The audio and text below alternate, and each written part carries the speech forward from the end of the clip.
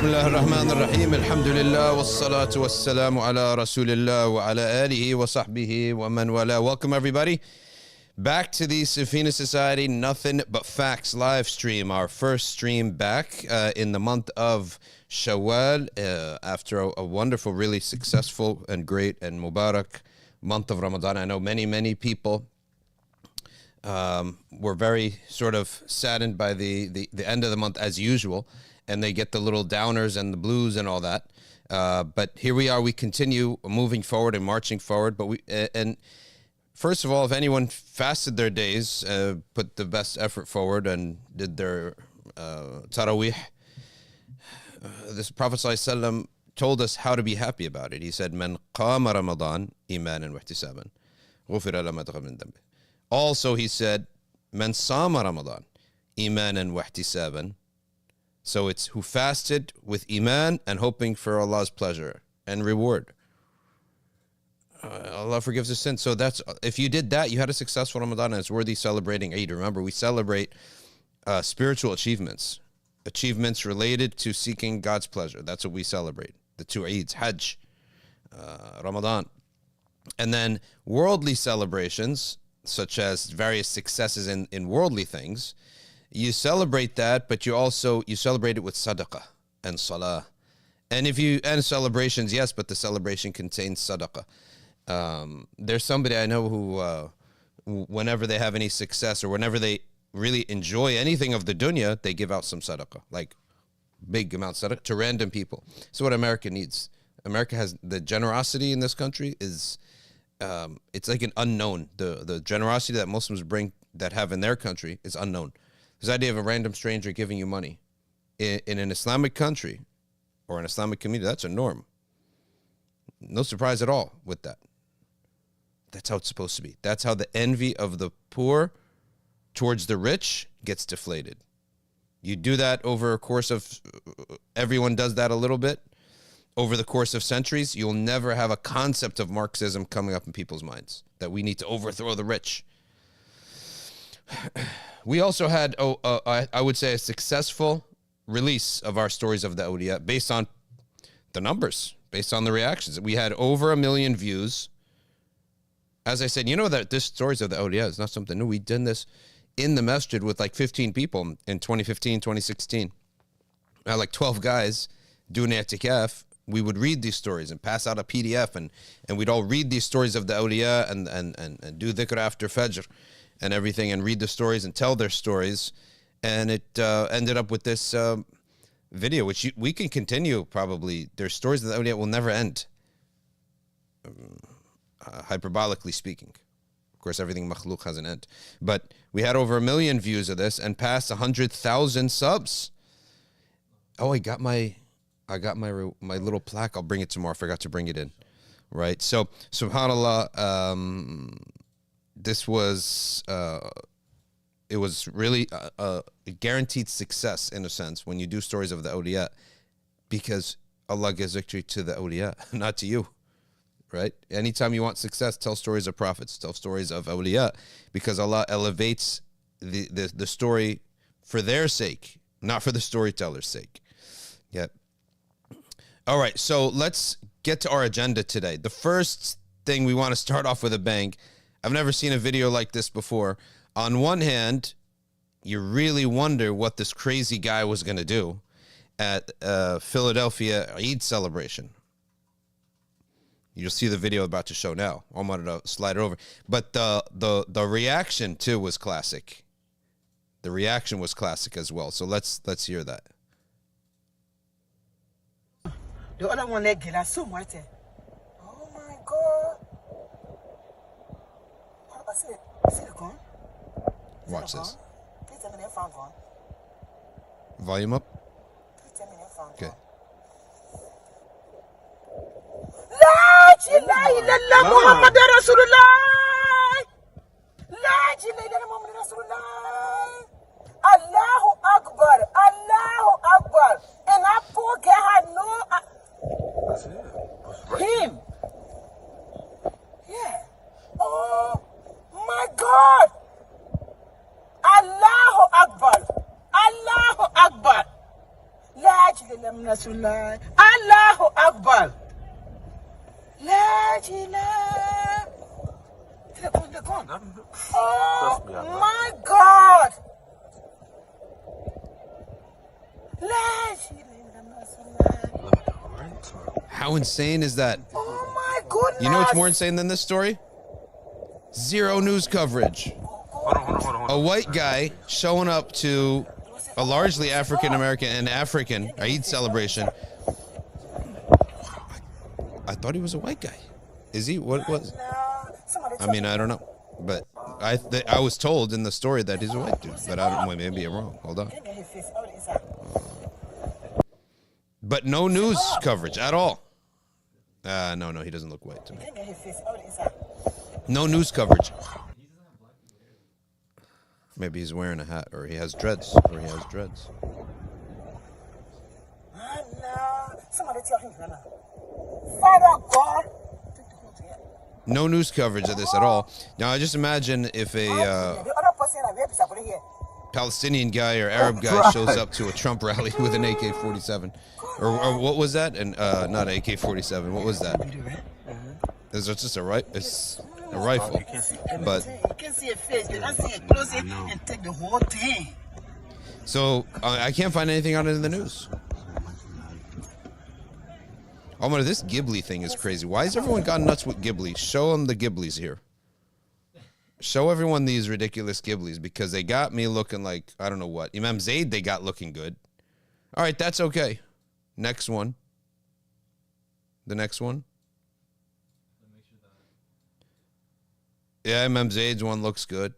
Imam Zayd Shakir, founder of our masjid, and he came for a visit. He comes for a visit every once in a while. And maybe we bring him back as the veteran presence. Like the Detroit Red Wings back in the day, Scotty Bowman, he had a philosophy. He had an awesome philosophy. He said you have to have one. Go to that ridiculous one. That is ridiculous. That is ridiculous. No. Fired whoever did that one. Next one. Those are the three. That is ridiculous. Okay, so Scotty Bowman, he had this philosophy. You need one leader on a team. You need one superstar on a team. You need one pesky pest type of player who instigates the other team. You need one rookie on the other team. You need one guy who's like a all-purpose type of person that has a very muted personality, but you can plug him in anywhere. Like the Bulls. Yeah, you need one of those guys. Exactly, just like the Bulls. And then he said you need one veteran on the team who's won championships before, who knows the road there. But the key is you don't need competition within these. For example, LA Lakers, 2005 Lakers, they competed against each other. Like, who's the leader on this team? Who's the alpha on this team? You need one clear-cut alpha. You cannot have two. You need one clear-cut, for example, superstar who gets your attention, who is the star of the team. And so likewise, in our organization, we're like that. We got to be like that too. We have clarity in who is the leader, clarity in who is the faqih. We're all can be faqihs, but who is the chief of the fuqaha? Right? We need clarity in, for example, Imam al-Haddad said you need a zahid. You need zuhad. You need a leader of the... We all need to be zuhad in a sense, but who is the ascetic worship. Then you need someone who is really good with the numbers.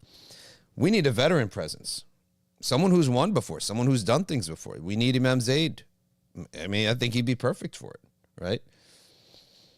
So the recruitment, try to convince him because he's happy with Connecticut, but a veteran he's seen teams before. He knows exactly. In baseball, they call it a bench coach.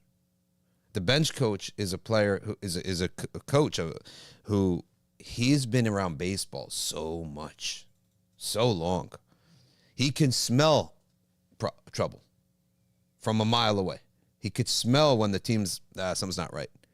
He could smell it, right? He knows success. He knows how to deal with personalities. He knows about the soft touch, right?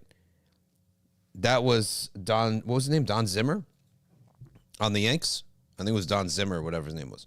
That grandpa-looking dude on the Yankees when they were winning all their championships. We have some other news today. We're going to cover the Marco Rubio's complete flip and turn and continued attack on lawful residents of the country. And before we get to our tafsir, Omar, why don't we get into that?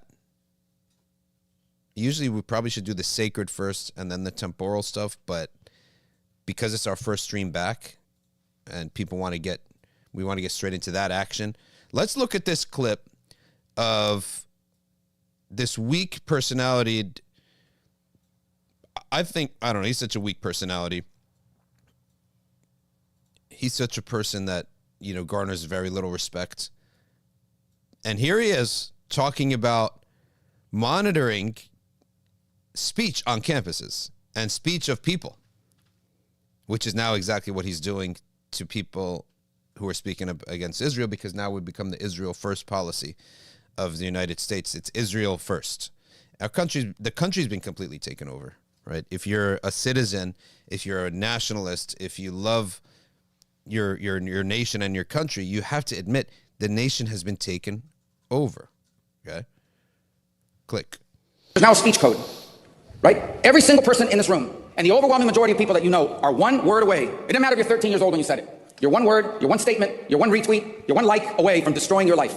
There are kids in America that have had their admissions to a college revoked. There are now certain things that you're not allowed to say on a college campus. That's 2 years ago, or 1 year ago. That's him. And now he's done the same thing. Now, what did Rumeisa Öztürk do? She wrote an op-ed. On the college divestment from South Africa. And that's how the U.S. policy changed regarding South Africa's apartheid. It's the college students who rose up, got their universities to divest from South Africa. That eventually trickled upwards to the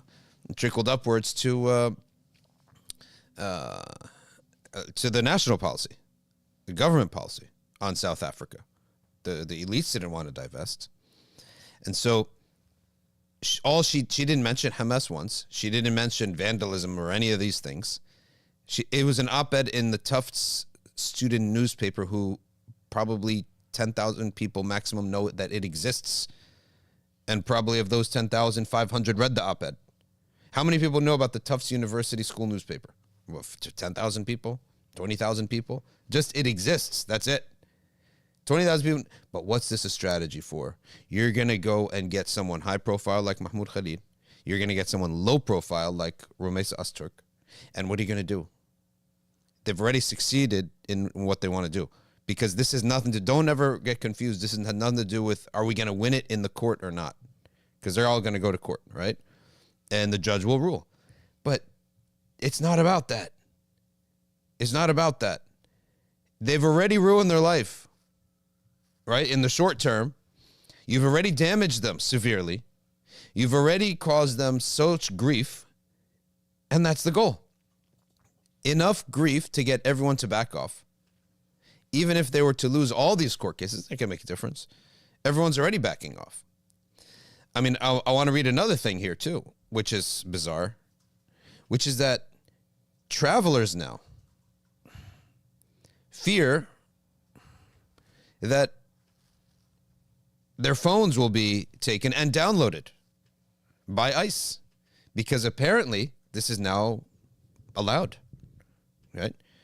A recent string of legal U.S. residents being detained or deported following information found on their cell phones is worrying, as travelers, worrying some travelers that they'll be stopped when traveling through the country's border. All right, a Lebanese physician and assistant professor at Brown University, Rasha al-Awiya, was flagged at Boston's Logan Airport. She was returning from visiting her family back home, and they found some Hezbollah pertaining footage. So her visa was immediately canceled, and she was deported back to Lebanon. Okay. While not at the border, an Indian Columbia PhD student visa was revoked, and she self-deported to Canada. She said, "Forget this, I'm out." After ICE raided her apartment for pro-Palestine activity, because of course we're an Israel first country now.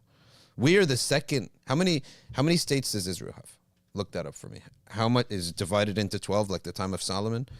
Or it should be divided by 12 districts if they're going to go by Solomon and truly be Israel, right? In the current Israel? Yeah. There are 6 districts, okay? So we are the 7th district of Israel now, United States, right? Forget trying to be tough and make Canada the 51st state. We are the 7th district of Israel. No one's done their bidding of Israel more than the U.S., and we are like a little dog. We're like a huge dog being dragged around by a little mouse, because we fight their fight, but they never fight our fight. Ours, as in America. It's not my personal fight. I mean, I don't agree with any of them, but I don't know if there's a single war that I agree with. I don't even know if I'm down with the Revolutionary War. Maybe. I'm like 70-30 on the Revolutionary War, right? But I'm fine with the Revolutionary War. Beyond that, I don't even know if there's a single war that I'm down with. But when we went to Iraq, 1991, who benefits from that? Israel. How many supporters, how many soldiers did from the IDF participated in the first Iraq war, Desert Storm? 0. How many soldiers did Israel send over to the second Iraq war? 0. How many soldiers did Israel send to Afghanistan? How many 20 years they've been there? You bet it. 0. You got it. How many dollars did they give to participate in these wars? These are take. Everything is for them is take. Okay, the land of Israel, the land itself they took. Okay, that's the first thing. Now they want to go to everything Palestinian, Arab, nationalist, and take it, from the salad to the hummus to everything. Even they're going to go nab from the Italians, pizza, everything. They are nothing but take. And when is America going to wake up and realize this? When they do. I'll tell you when they will. I'll tell you when Americans and America will realize this, but it's going to be way too late. It'll happen when Israel itself is done with America, when they sucked it dry and there's nothing left to take. Then they'll turn their back, and then they won't care what kind of propaganda comes out. It will be like Western Europe. You know, Western Europe today, when someone's going to England, no one thinks, oh, you're going to this wonderful, wealthy nation. No, you're going to a historical thing, right? You're going to see something that's on the decline. You go to some of these streets. Oxford Street used to be supposed to be like Madison Avenue or Broadway or something like that. You go and it's a bunch of rundown, terrible stores, and it's dirty. And U.S. is added to that. Let's actually go to this Thomas Friedman article and read this. Why don't you go to it, Omar? I'll send you at least show the, at least you could show the thingy. The cover, at least. So they're not gonna, you're gonna hit a paywall, but I have the subscription here. Okay. So this article states, you get a paywall, but just put even the cover. Or I'm gonna send you a screenshot, then you can put the cover, so at least people know what we're reading. Because that's the point. I want people to know what we're reading.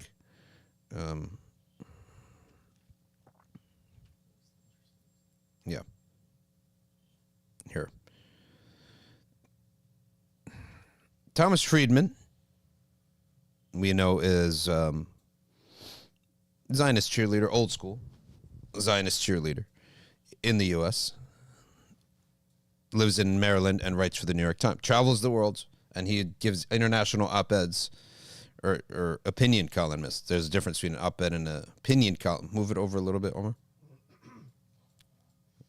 Make it 50-50 with the, yeah, there you go. Now, you see where it says nothing but facts? Go to the right, sources. Go to sources. No, it's part of the picture. Oh, it's part of the picture. That's why you can elevate it. Okay, no worries. No problem. All right, here we go. Let's read this by Thomas Friedman. I had a choice the other day in Shanghai. Which Tomorrowland to visit? Should I check out the fake American-designed Tomorrowland at Shanghai Disney, or should I visit the real Tomorrowland, the massive new research center, roughly the size of 225 football fields? Can you imagine that? 225 football fields? Built by the Chinese tech giant Huawei. Huawei, of course, many people don't know how to pronounce it, but it's H-U-A. You've seen this brand everywhere. H-U-A-W-E-I. And people don't really know how to pronounce it. The correct pronunciation is Huawei. He said, it was fascinating and impressive, but also deeply disturbing. A vivid confirmation of what a U.S. businessman who had worked in China for several decades told me in Beijing. He said, there was a time when people came to America to see the future. He said, they don't anymore. They come here. I've never seen anything like Huawei's campus. Built in just over 3 years, it consists of 104 individually designed buildings with manicured lawns connected by a Disney-like monorail, housing labs for up to 35,000 scientists, engineers, and other workers. 100 cafes, fitness centers, other perks designed to attract the best Chinese and foreign technologists. And what are we doing with our best and brightest? We're deporting them all.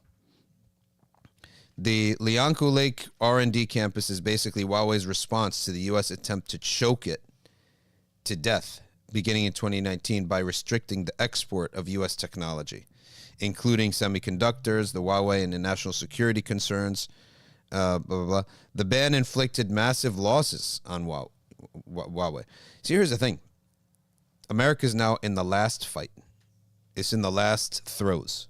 And when a bear is about to die, he puts up a fight. He puts up his biggest fight. But you can't maintain being on top with artificial policies. You have to be on top naturally and organically. You cannot force economics for too long. I mean, look at every forced economy. Socialist, every socialist country. Name me one well-off socialist country.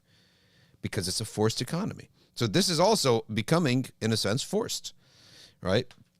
So you're tariffing this and making things difficult for that to force people to do business in your country, where they want to build elsewhere because it's more efficient. So efficiency will always win in the long term. So let's continue reading this. South Korea's My Business newspaper reported it's been doing just that. Huawei surprised the world by introducing the Mate 60 series, a smartphone equipped with advanced semiconductors, right, despite U.S. sanctions. Huawei followed with the world's first triple folding smartphone and unveiled its own operating system, known in Chinese as Hongmeng and in English as Harmony. So they have their own iOS. Omar, why don't you look up and put up a picture of what the Harmony iOS looks like. And if it's a video, just play the video with no noise, no volume. Harmony iOS by Huawei. The company also went into the business of creating the AI tech for everything, from electric vehicles, self-driving cars, autonomous mining, that can replace human miners. Huawei officials said in 2024 that it installed 100,000 fast chargers across China for its electric vehicles.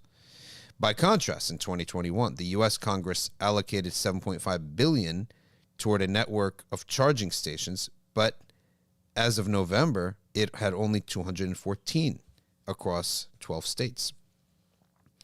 It's downright scary to watch this close up. President Trump is focused on what teams American transgender athletes can race on. Well, let's be honest, he's only focusing on that because you idiots put it in play in the first place.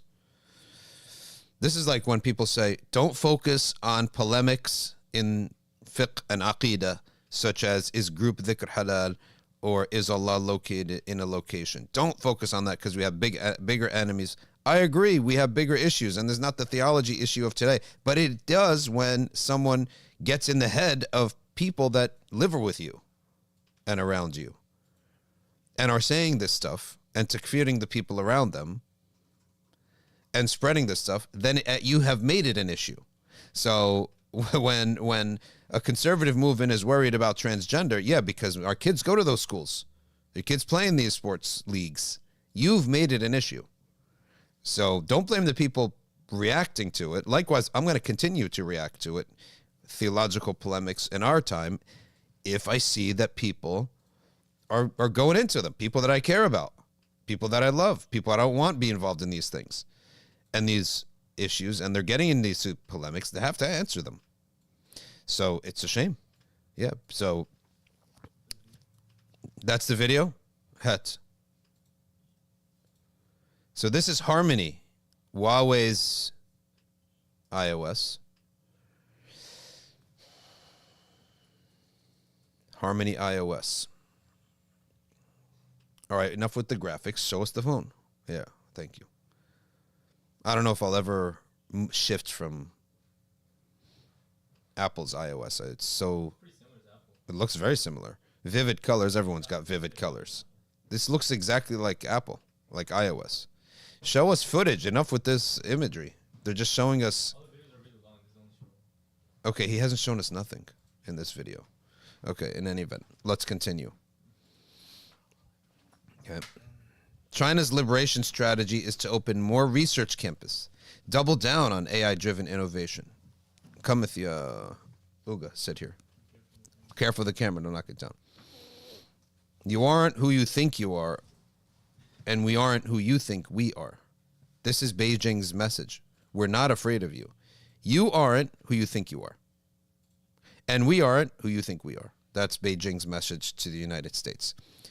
All right, Exhibit A.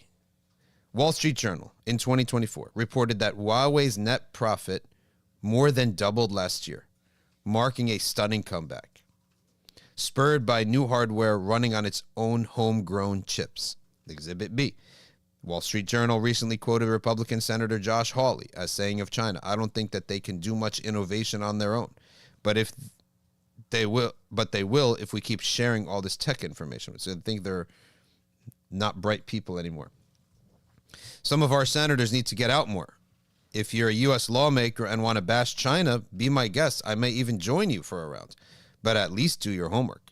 There is too little of that in both parties today, too much consensus that the politically safe space is to hammer Beijing, chant a few rounds of USA, issue some platitudes that Democrats will always out-innovate autocracy and call it a day, or that democracy will always out-innovate autocracy and call it a day. The source of innovation, I don't think, is democracy or autocracy. That's not the source of innovation. You can have a very democratic nation, but if the spirit is down, it's not going to matter. If the spirit of the nation is so sour, I prefer to express my patriotism by being brutally honest about our weakness and strengths, China's weaknesses and strength, and why I believe the best future for both of us is a strategy called Made in America by American workers in partnership with Chinese capital and technology. All right, that's his thing. I agree with Trump, he says, regarding his tariffs on China in his first term. China was keeping out certain U.S. products and services. So that's what they call like-for-like policy. And if you go for a visa or enter another country, there are a lot of countries whose visa policy just mirrors that other country's. right? Because it's all relative, subjective. So, for example, if you let our citizens in, we'll let your citizens in. If you charge us $60, we'll charge you $60. If you make it difficult, we'll make it difficult. So it's a like for like. So when you do tijara, usually in business, it's like for like. If you're going to nickel and dime me, I'll nickel and dime you. And if you're going to not allow our products in and you're going to tariff us, we'll tariff you. No one has a problem with that. Nobody has an issue with that.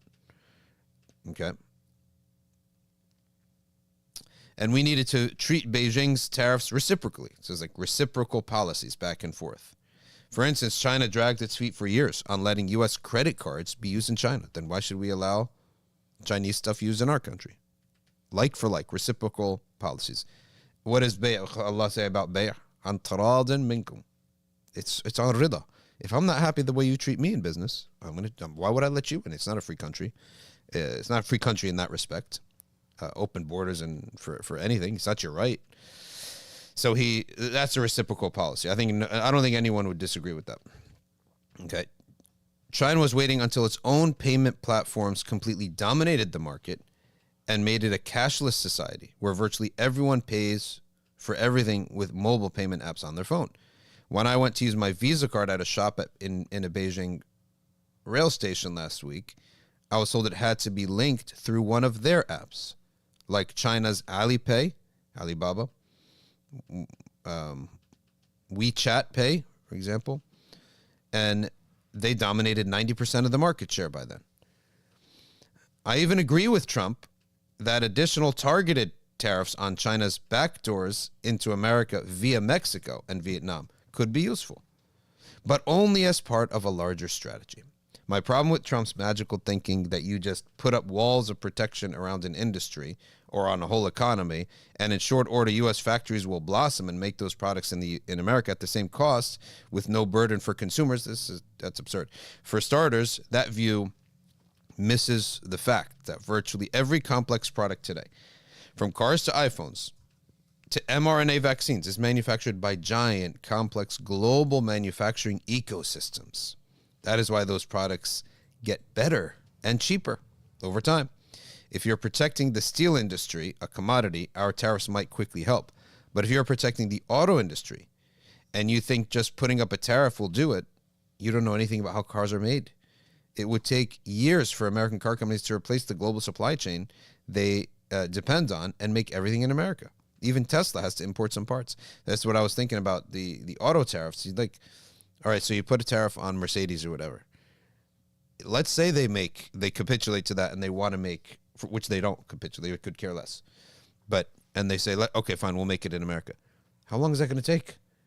And how much is the car going to cost? The people working are going to need at least $40,000 salary a year. The whole division probably costs you $40,000 if you make it in elsewhere, right? Forget the one individual. But the car thing makes no sense to me because you're going to make the whole factory? How long does it take to make a factory, right? And here he's saying the parts are come from all over the place. You're also wrong if you think that China only cheated its way to global manufacturing dominance. It did cheat. It did copy and force technology transfers. But what makes China's manufacturing juggernaut so powerful today is not that it just makes things cheaper. It makes them faster, better, smarter, and infused with AI. All right. He continues on, but you get the point. You get the picture. Let's just go to his conclusion. Beijing does not want a trade war for all of China's strengths, though. It does not want a trade war with the USA. A lot of people, middle-class people in China, are unhappy right now. For more than a decade, many Chinese put their money into buying apartments instead of putting their savings in banks that paid virtually no interest. This created a huge housing bubble. Many people wrote it up and then wrote it down. So they don't want a trade war, okay? And let's just go to his conclusion. Leaders of both countries used to know that, blah, blah, blah, blah. Okay, I'm done with it. Good enough. Been very good read, inshallah. The thing is that we'll see where these tariff things are going, and it's just a little bit of the what we can call it, I guess, the just staying up to date with issues here. So we covered that they can now look at your phone allegedly. Keep an eye out for that if they're able to do that for citizens. I don't know. Can you look that up, Uga? Can they look into the cell phones of citizens? But we're gonna get there eventually. I said no problem. Can they look into the phone of citizens? Yes, absolutely. Read that. Yeah. So they can, Get him on the mic, Omar. So they can look up if you're a citizen coming at the border of entry. ICE has the right to Coming into the country. coming into the country. No, obviously not leaving. But Well, coming in, for example, from a visit or doesn't matter if you're doesn't matter. Doesn't matter Okay. if you're coming in for whatever reason. It may be coming back to the U.S. They have a right to check your phone. Now you can deny them that right. Yeah. So what lawyers have said is you can. So don't use the Face ID. Put like the finger code. Put the numerical code. But what they can do is they can make your life miserable by, let's say you reject to offer your phone to them. They can, Yeah. Then they can confiscate your phone, and then return it to you like next day, next week, next month, whatever, just to make your life difficult.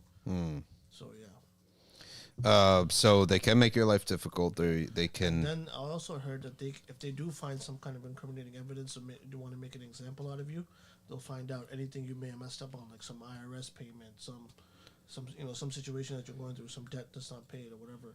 That's how they do it. When they want to make you miserable, that's what they do. Yeah, so that's what they something do. like that. So Yeah, that's what they do. and then they can, even if you've deleted all your stuff or whatever you may have had posted or whatever, they can still access your phone, download the data, and then return it for you. All right. So let's see. My Let's see. strategy is when I'm coming into the border, I'm just going to wear the MAGA hat. Yeah. Just wear the MAGA hat on the border of entry and just be like, yeah, Yeah. No one's gonna touch you. no one's going to touch you. Isn't that Yeah. a violation of the Fourth Amendment, though? Which one? No, there's no more. It doesn't matter. This it just hasn't been used before, but they always have the right to do that. Actually, Can you get me a bio of Douglas Murray? oh, I hate that guy. This guy is. This is a video that someone said you should respond to. Douglas Murray. Said something big is happening in the Islamic world and Islam will not survive this. He's obviously not read history because Nobody. from what I see, Islam has survived everything that it's been thrown at it. And despite all the colonization, they're still worried about Islam.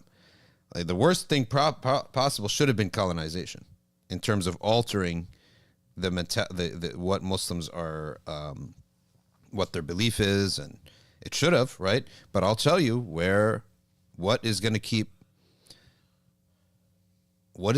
Islam going?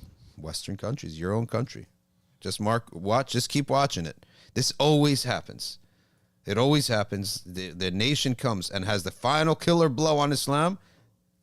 They end up softening and accepting Islam. And when I say accepting Islam, it doesn't mean every 100% of them, they come an Islamic government. No. Enough people that this is part of our culture now. It's just part of the culture. They don't see it, but I'm telling you, that's where we're headed in UK first and in the USA, right? Islam is just going to be part of the culture. And you can see it in the UK now. You can't see it in the US, but it's headed there. Give it a generation or two. I'm not saying this is some kind of like tomorrow you're going to wake up and it's going to be an Islamic nation. Of course not. That's silly. But mass cultural acceptance to the point you're not getting rid of this ever, right? That's going to happen in America. And it happened in UK. It's already happened in little microcosms. You go to Philly, you go to parts of New York, you go to parts of Newark. You are never extracting Islam out of the culture. It will never happen, right? And once it takes root in Dallas, we have one more piece of news that I want to talk about because we're now someone talks about pan-Islamism, which is support of Islam everywhere, wherever you are, above all other issues. This is an important doctrine, right? That is an important doctrine. It's priorities in fiqh. So Muslims have to support one another when facing an external threat, right? And that's the spirit that Muslims always have to have. Now, there is a new case against Epic City, which we got to follow. We have to follow this. I don't know if it was, I'm not going to say anything like, negative, but I don't know if it was a great idea to call it Epic City. Just call it a regular city that you all own, right? All the plots. But because it was called Epic City in Collin County, now they're trying to, I guess, put a stop to it. So what can they stop? People bought plots of land. They themselves are calling it Epic City, just like it's not officially called Epic City, I don't think. But we got to see what's going on here, and we got to make sure that they see this through, because if they see this through in Texas and win this, that's huge. It's going to be huge. It's going to be it. Dallas, the strength of their population down there, I think it's like the arrowhead of the community in North America, because it seems like they went there for the purpose of producing this community, whereas Chicago and New Jersey, it sort of developed on its own as blue-collar workers and ended up with a bigger community. But Dallas, you get this idea that they're intentionally going there. Well, like, I remember some Jerseyans that I was staying at their house, the kid was playing with another kid, and I said to himself, so where do you guys live? And he's like, oh, we're neighbors. And he said, and one kid said, and this is like an 11-year-old kid, he said, our parents made the hijrah here from another state. He mentioned some other state to be with the Muslims, right? So there's like an intentional hijrah being made by people. And when you look at how they live, for example, where I stay, it's the Valley Ranch area, the home that I usually stay at in Texas. And it's 3 cul-de-sac developments. Then there's each cul-de-sac is maybe 25, 30 homes, right? And then they spill out. They have to cross a main road to the Valley Ranch Mosque. And so when you drive there, 70, 80% Muslim homes. And when it's Salah time and the weather's okay, you just see people walking to the masjid like you're in an Islamic world. It's as if you're in Birmingham or something like that. Right? And so, and the kids, it was spring when I went. So I'm with my host, but he has a little brother. Little brother goes with his friends for like dhuhr. Doesn't appear again until Maghrib. It's like the old world, right? When the kid leaves, just doesn't come back. Where do you go? I went for dhuhr. A basketball game broke out. Stayed for asr, right? And then he came home after that. And I'm like, subhanAllah, like that's how they're being raised over there. It's amazing. It's a wonderful upbringing. And it's all walking. And then, then what'd you do? Oh, then I dropped off we went to his house. She had made food. The mom had made food. Stayed, ate there. Came home for Maghrib. It's like the old world where I only visited in those countries, in Egypt, where in the farmlands, they all live like horizontally, and the farms are across from them. And I stayed there about a couple days visiting my family in the farmlands there. You don't know who lives where.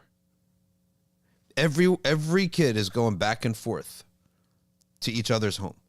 So I was having dinner at my aunt's house there, or my relative, distant aunt, and her husband. And I'm like, don't you have like kids? He's like, oh yeah. Okay, where are they? Oh, Allah knows, but who knows? Mm-hmm. They don't know where the kid is, right? Then like after dinner, the kid walks in, and the parents say, oh, do you have dinner? Yeah, where? At so-and-so's house. Another relative. It's the fluid. And that's how they're growing up there in Dallas. And I know a lot of people criticize, for example, their Suhur Fest, right? And I'm not with it. Okay, listen, I have an idea for you. First of all, put it on the first day of Ramadan. That's it. Don't put it in the last 10 nights. That makes no sense. It's for ibadah, not for commerce. That's number one. But if it's so successful, make a brother's one and a sister's one.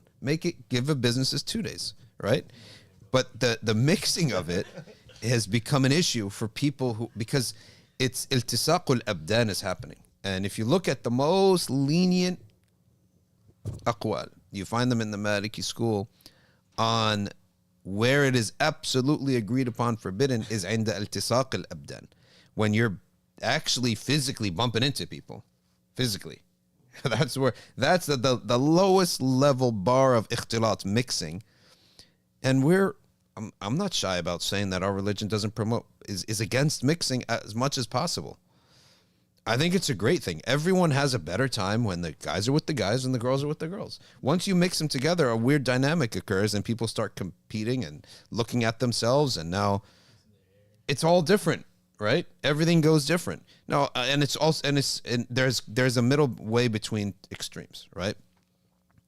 But if Suhur Fest is so successful, have a guy's one and have a woman's one. That's 2 days for the businesses. One good for them, better for them, right? But that was the complaint this year at Suhur Fest, that it got like way out of control and women were even being groped, according to some allegations and sayings, that statements. But it does go to show how strong their population is, that they're on the cutting edge of even something controversial. They are on, and they're on the cutting edge of putting a city together. So let's see what the North Texas residents are talking about. A proposed community catering to Muslims in an unincorporated part of Collin County near Josephine. After several state investigations were recently launched into the project and the mosque it is tied to, the East Plano Islamic Center, a 4.5-hour meeting at the Commissioner's Court gave residents their first chance to share their comments on Epic City, the proposed Muslim-focused community that includes 1,000 homes, a mosque, a community college, and more, I'm sure, schools, multiple schools maybe. 400 acres, 40 miles northeast of Dallas. We all want safe, inclusive communities that require transparency, accountability, and respect for the rule of law. And Epic City fails on this. On all of these three, allegedly, according to him. I love the word allegedly, because you could basically say anything and then, I said allegedly. We all want, so he says, to allow a new group to claim and execute a 400-acre segregated city is the height of insanity. Why is that the case? Were these plots of land not up for sale for anyone to buy? I don't know. We'll see. Prices are amazing for houses. No, but the prices are insane. But also, the prices are insane, but there's nothing. Whenever the prices are good, the things to do are not good. Yeah, right? That's usually how it goes, right? You want to buy a house in New Jersey, you're going to pay a lot, but you're never going to be bored. You will never be bored in New Jersey. In fact, you will struggle to find time alone. You will struggle to find a 2 hours of the day in which you have nothing to do. Okay. These individuals deserve treatment and real representation. We must advocate for an inclusive Texas. Okay, how is it exclusive? Who owned the land is my question, and who sold it? The Jews can do it. Why can't we? Hey, do not the Jews have Lakewood, New Jersey? And they have Harrisburg, I think it's called Harrisburg in Brooklyn, and they have Jackson Heights. And Rockland County too. What is it? Not what is which Heights. Crown Heights? Crown Heights. Forest Hills. Forest Hills. Yeah, Teaneck, Tenafly. I mean, there are literally miles of Lakewood, New Jersey, where you will go and not see anyone except a Hasidic Jew. And the shop right there has been now called the Glatt, store, whatever, for kosher. The shop right is kosher. The whole thing is kosher. Probably doesn't even open Friday night to Saturday. So, on the Sabbath. Now, by the way, the new generation, they're hip. Like hip kosher coffee shops, like they clean their cars, they get their cars fixed. Before that, it was ghetto. Like you would drive through and everything was run down, nasty, cheap, smells bad, everything was bad. Fast forward, the new generation, and it was well known that they wouldn't fix their car. Like if there was a dent in the car, dent in the minivan, they don't fix it, right?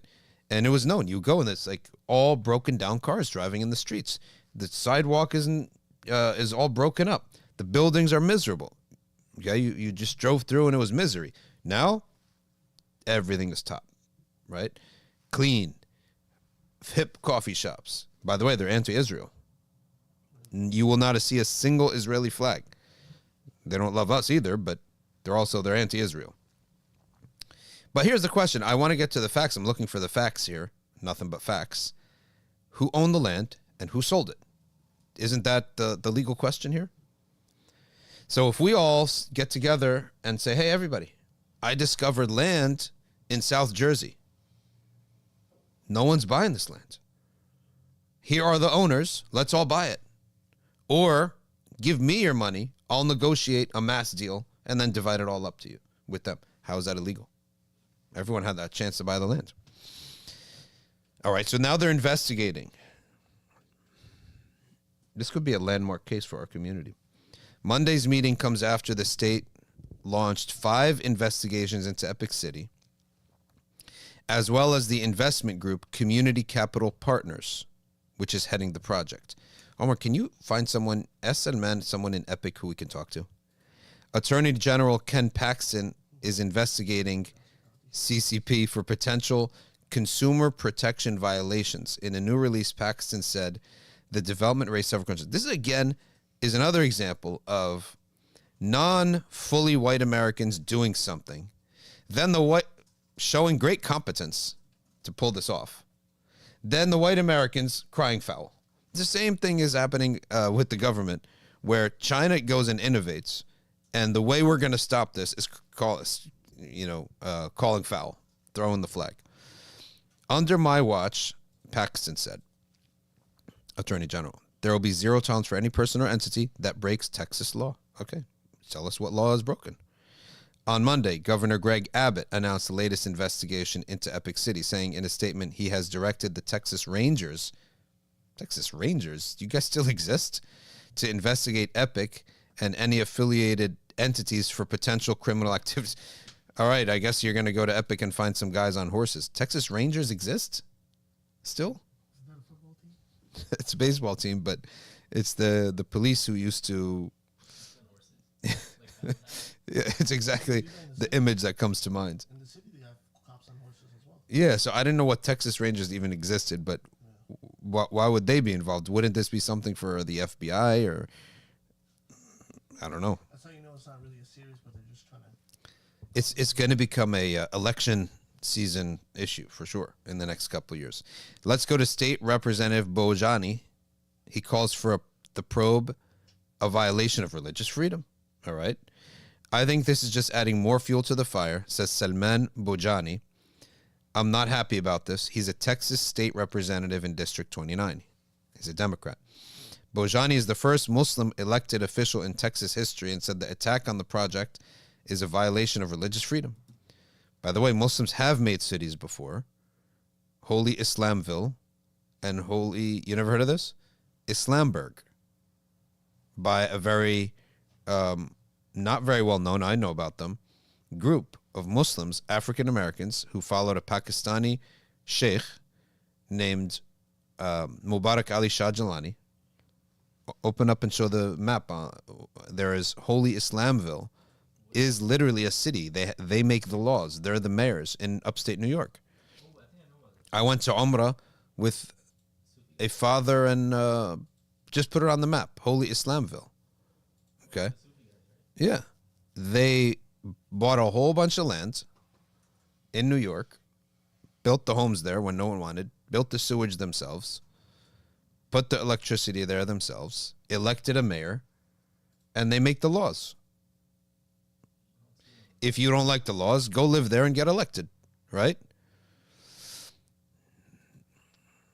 If you don't like the laws, go, look it up. Take out holy. Just put Islamville, New York. So it's been done before. So Islamville, Islamburg and Islamville. One of them is in South Carolina, one's in New York. Just look up, find it, basically, while I read the rest of the story.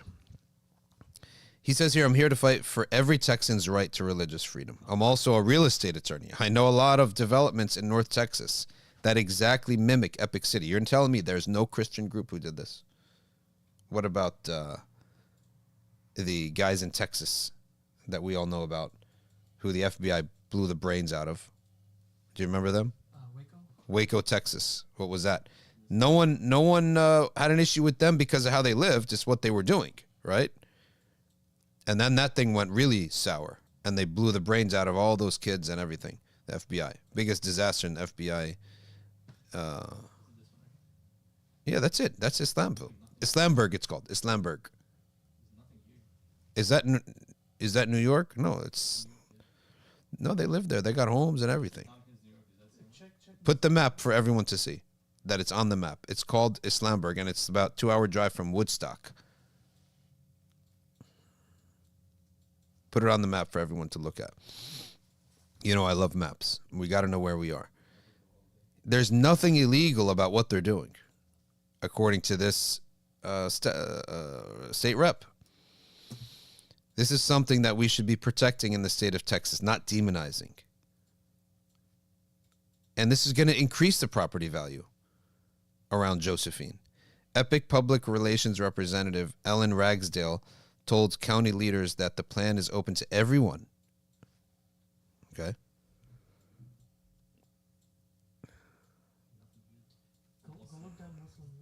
The idea that Epic City came from the idea of building a master plan neighborhood that would be for all generations, says Ragsdale.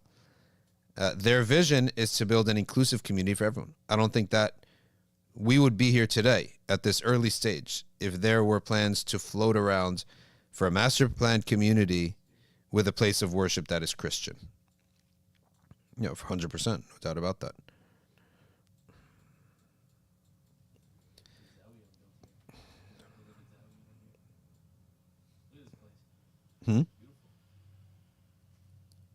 Yeah, I mean it's nice land. It's upstate New York.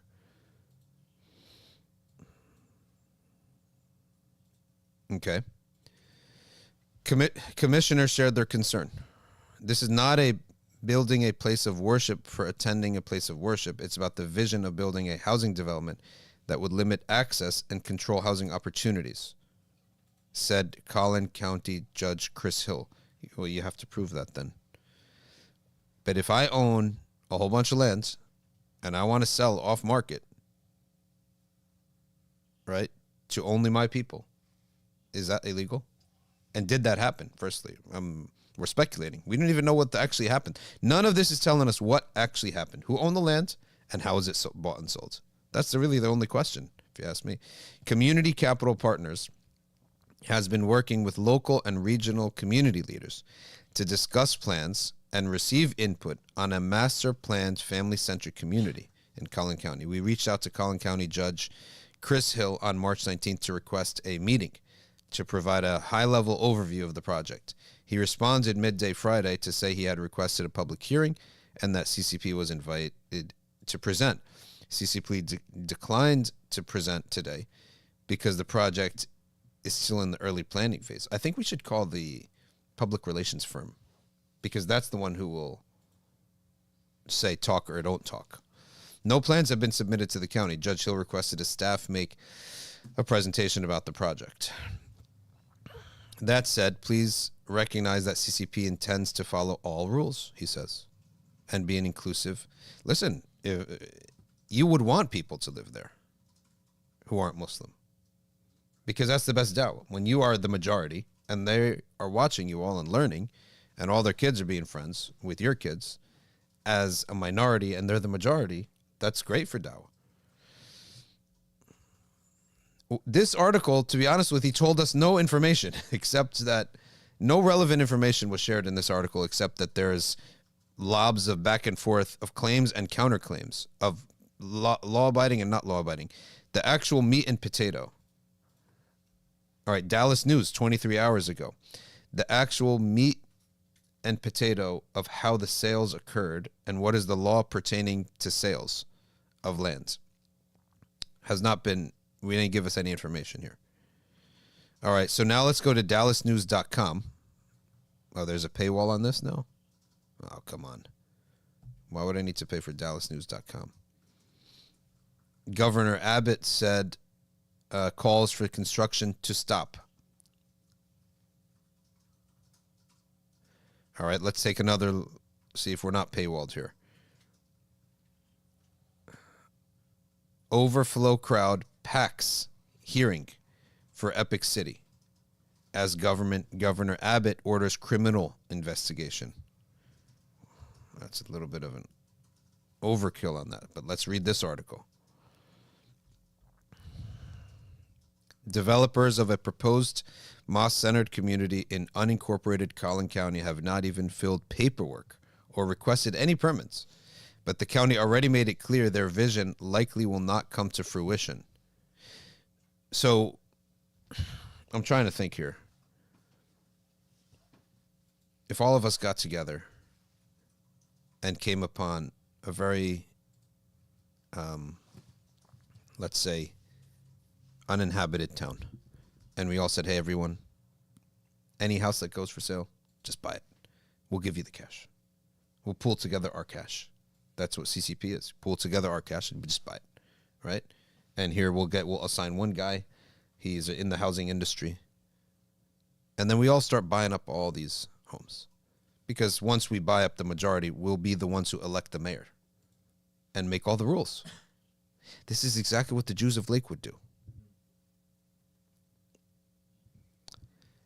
I'm trying to figure out, I haven't here seen, how was Epic City purchased? Was the private property purchased? That's the first question. Once your town is made up of majority people that, your people, then you elect the town reps, and then you could say, okay, we want this street here, we want that street, we want a traffic light here, right? The public schools are now, we're all, control the public school system, we control the taxes, everything, the local taxes, of course. When is the garbage taken and when it's not? When do the lights go on? When do they go? I'm telling you, in Lakewood, that's what they do, right? I'm surprised in Lakewood that they haven't put a tram that runs by itself on Saturdays, that they could just hop on. They're walking all day and all night on Friday night and Saturday in the cold, sometimes in the winter. I'm surprised they haven't put a tram there yet that just runs in their religion. I don't know if they just walk onto it and it moves, it's not their problem. They didn't push a button. As long as they don't push a button, right? It's all like the elevators, automated elevators. You walk in, I didn't operate technology. I just walked in, and then it goes up stops at every floor, automated.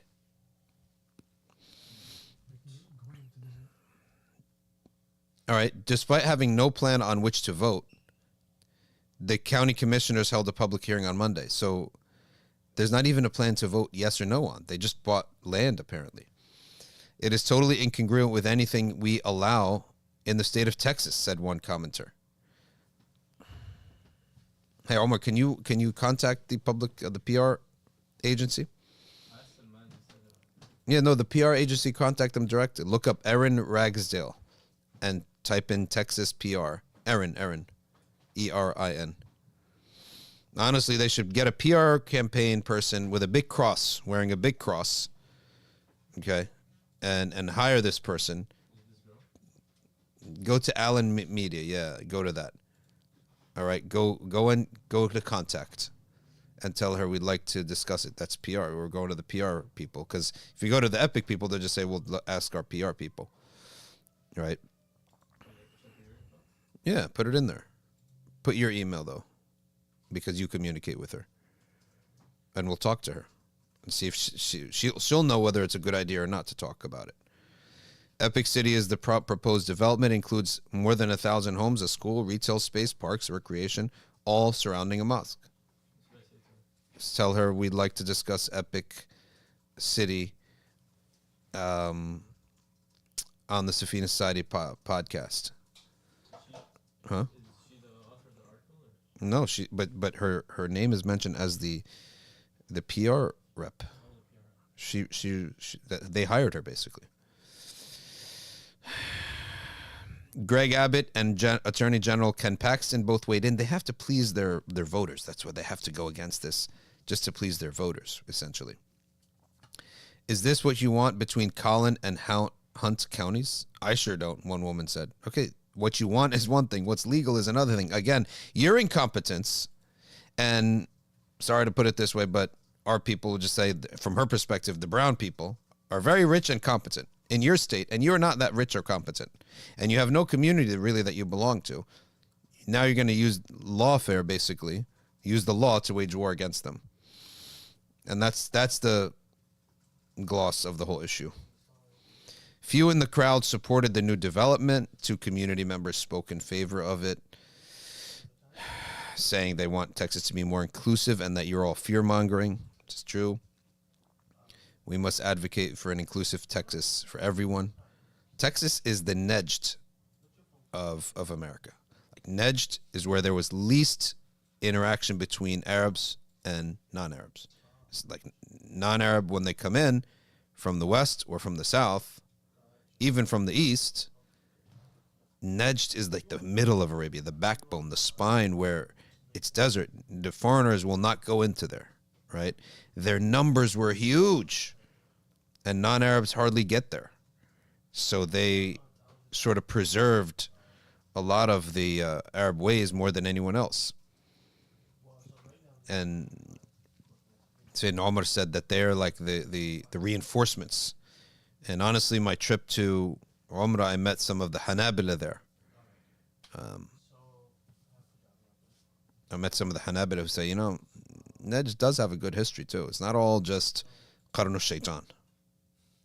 So I'm a bit more sympathetic and I would say nuanced on Najd now. Because when people hurl stuff at us for our aqidah and ibadah and our practice, the response is, you claim to be Hanabila. Let's look at what the Hanbali madhab says. And that's what we'll be doing in the coming future, in the near future. Right? So, but Texas has this Najd effort where people, foreigners, when they landed on the coast of the United States, they didn't go to Texas. You were either in California or you were in the East Coast. Of course, the Mexican border is there, so yes, there was a lot of that. But the edges, no.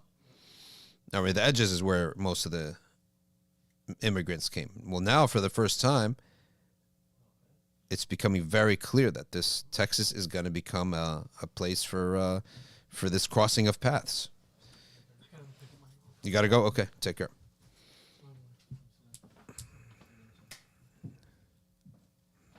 Someone's criticizing the plans.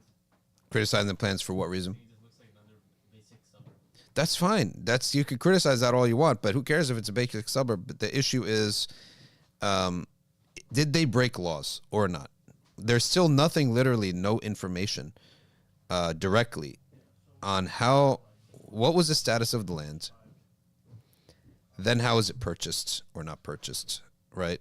What was the status, and how was this legal or illegal? That's it. That's the question that we want to ask. I'm about to send you something to put up on the stream. And we'll see here if huh?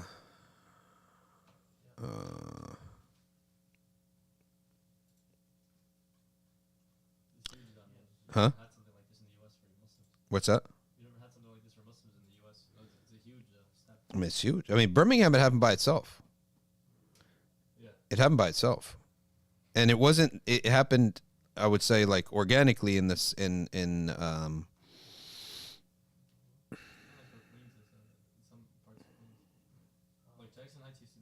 Yeah.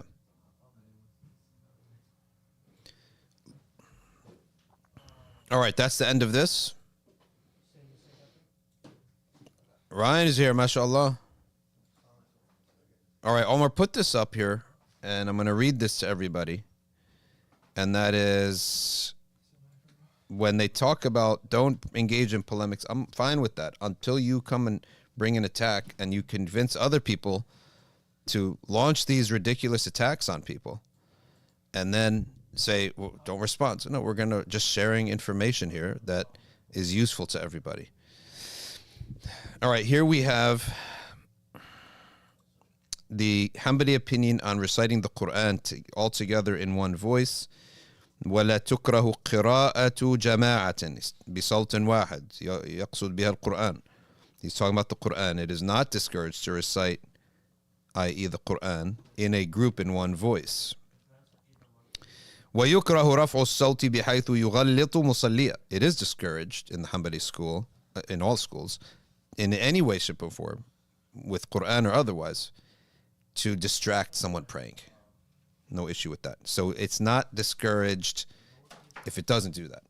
If it does do that, then adab salah, or the adab there is that's discouraged. Where is this from? This is from Sharh Muntah al-Iradat lil-Buhuti, and notice that this is about the Quran, but what I'm making by putting the title here is if something applies, and I checked this, by the way, with Hanbali scholars, the qiyas, because he did not arrive at this conclusion by nas. He arrived at it by some other tool, istihsan or qiyas. So if he applies it to the Quran, then commonsensically it would apply to other adhkar too. What's the proof of that? There's adhkar in the Quran. There is dhikr, fa'alam annahu la ilaha illallah, right? Is in the Quran itself. All the Rabbah and all the dua, Hasbi Allah wa ni'mal wakil, the ad'iyah are in the Quran. So it would be a fair assumption to hold that by qiyas, if the Hanabila, this Hanbali opinion, okay, to be very specific, this Hanbali opinion, al-Buhuti himself, permits this istihsan or qiyas, whatever it is, it's a rational tool, it's not nas, to apply. Oh, Omar, your whole screen's on the, there. To apply to the Quran, then regular adhkar, the adhkar of the evening, for example, is less sacred than the Quran. Every dhikr is less sacred than the Quran. What's the proof of that? Adhkar does not. Can you recite adhkar on janaba? Yes, you can. Right? Can you pick up a book of adhkar without wudu? Yes, you can. Cannot do that with the Quran. The Quran mushaf, you cannot pick up the mushaf when you're upon janaba, with one exception. You cannot pick it up without wudu. You cannot even recite the Quran upon janaba. Correct? But you can recite adhkar. So if any istihsan or anything is going to be applied to the Quran, it's going to be applied to what is less in the Quran. Okay? And so the translation here was accurate. It says recite. It didn't say make dhikr. So it's that part of it is accurate. And the qiyas, he's already making qiyas. He's already bringing something that's not a nas. And he's making essentially a fatwa, permitting it to be recited in a group and in one voice. So if that logic is going to apply to the Quran, then clearly it's going to apply to other than the Quran. And I checked it, by the way, with Hanbali authorities. All right, before assuming that qiyas. Because you can assume the qiyas on your own, but it's not your madhab, so you have to ask. And if I'm going to actually, before I say it publicly, one of their names I'm not going to say publicly because he has other reasons. Not that he doesn't want his name attached to that opinion, but there are other reasons. But when it comes to the names of these, I'll get you their names too. I'll get the permission to say their names publicly and put it on the document itself, on the accuracy of the translation, which is obvious, but also the qiyas to other adhkar. Adhkarul layl, for example, the awrad of the masa. All right, let us shift now to, it looks like we're not even, well, let's do at least istiftah, open up on the first few ayats of al-Qurtubi's tafsir here. And we're on Surat al-Qalam. Qurtubi's tafsir is really something else. Ryan, do you have a favorite tafsir? I haven't gone too deep in this. Obviously, Razi is good, but also I have this book, Ahkam al-Quran, that Imam Shafi'i wrote. I'm going to read that, inshallah. Ahmed already gave it to me as a gift. I don't know. Ahkam al-Quran. Yeah. Oh, is it only on rulings? Oh, is Ryan's mic on? Fakhruddin Razi and Ahkam al-Quran from Imam Shafi'i. I didn't know that Shafi'i's, was it a collection of his tafsir or he authored that? He authored it, I think. what I understand. Only on the ayat al-ahkam? I have to read it to get the full answer, but that's what I understand, yeah. SubhanAllah. Like talking about NKH, like marriage and divorce and inheritance and this type of stuff. Amazing. Yeah. Amazing. Surah al-Qalam مكية في قول الحسن وعكرمة وعطاء وجابر. It's a Meccan surah according to Hassan al-Basri and Ikrimah and Ata and Jabir. وقال ابن عباس وقتادة من أولها إلى قوله تعالى سنسمه على الخرطوم مكي. So up to سنسمه على الخرطوم says Ibn Abbas and Qatada, it's Makki. ومن بعد ذلك إلى قوله تعالى أكبر لو كانوا يعلمون مدني. ومن بعد ذلك إلى قوله يكتبون مكي. ومن بعد ذلك إلى قوله من الصالحين مدني. وما بقي مكي. Subhanallah. قاله الموردي. So a lot of mixed versions, statements on what's Makki and what's Madani. But clearly the first part for sure is Makki because it speaks about Abu Jahl and other kuffar Quraysh. قوله تعالى نون والقلم أدغم النون الثانية في هجائها في الواو. أبو بكر والمفضل وهبيرة وورش وابن محيصن وابن عامر والكسائي ويعقوب والباقون بالإظهار. وقرأ عيسى بن عمرو بفتحها كأنه أضمر فعلا. وقرأ ابن عباس ونصر وابن أبي إسحاق بكسرها. So a little bit about the tajweed and the recitation. مختلف في تأويله. Now we go into the ta'wil. What does it mean? Remember, keep in mind any ta'wil of the letters, the muqatta'at, is permitted as long as we recognize it's a speculation. Nobody can ever make jazm or qata'. The word jazm and qata' means speaking in absolute terms. And the first thing that a Muslim learning should know is that there is certain things to be spoken about with absolute terms and certain things that are spoken about in speculative terms. Omar, I'm about to send you another image that you could put up on your screen. That sentence, that phrase you mentioned, when you add up all the muqatta'at. نص حكيم له سر قاطع. You ever heard that, Ryan, before? The word nas is a text. Nasun hakimun, a wise text that has a clear secret. And a secret in relation to the terms that in Islamic discourse refers to a benefit which you can't see.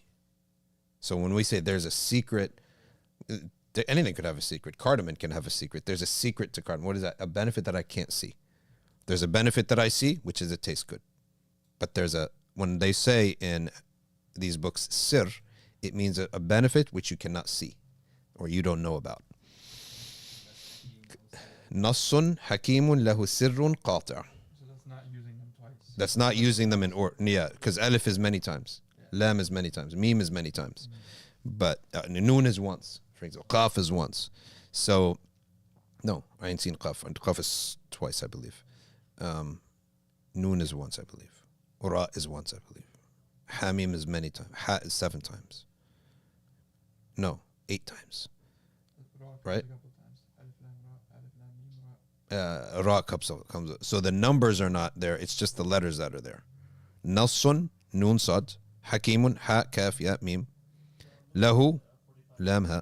Sirrun, sin, ra. Qati', qaf, alif, ta, ain. Nassun, hakimun, lahu, sirrun, qati'. So he then says that what is the meaning of noon? He says many different sayings have been said. Muawiyah ibn Qurra عن أبيه يرفعه إلى النبي صلى الله عليه وسلم أنه قال. Here now we have a hadith marfu'. If you're a new student of knowledge, you should know that the word marfu' means that the speaker of this hadith is the Prophet sallallahu alaihi wasallam. It does not mean the hadith is sahih. It does not indicate whether it's sahih, hasan, or da'if. It just means the speaker is the Prophet. So a narration that is marfu', you should know that the speaker is the Prophet. But that is not the grading of the hadith. The grading is different. So he doesn't mention here, he'll mention what the soundness of the hadith is Okay, he says, Noon lawhun min nur. And Ibn Kathir also mentions this. And Ibn Jarir al-Tabari mentions this. And Ibn Jarir al-Tabari says another description of the hadith is that it's mursal, meaning it's missing a companion.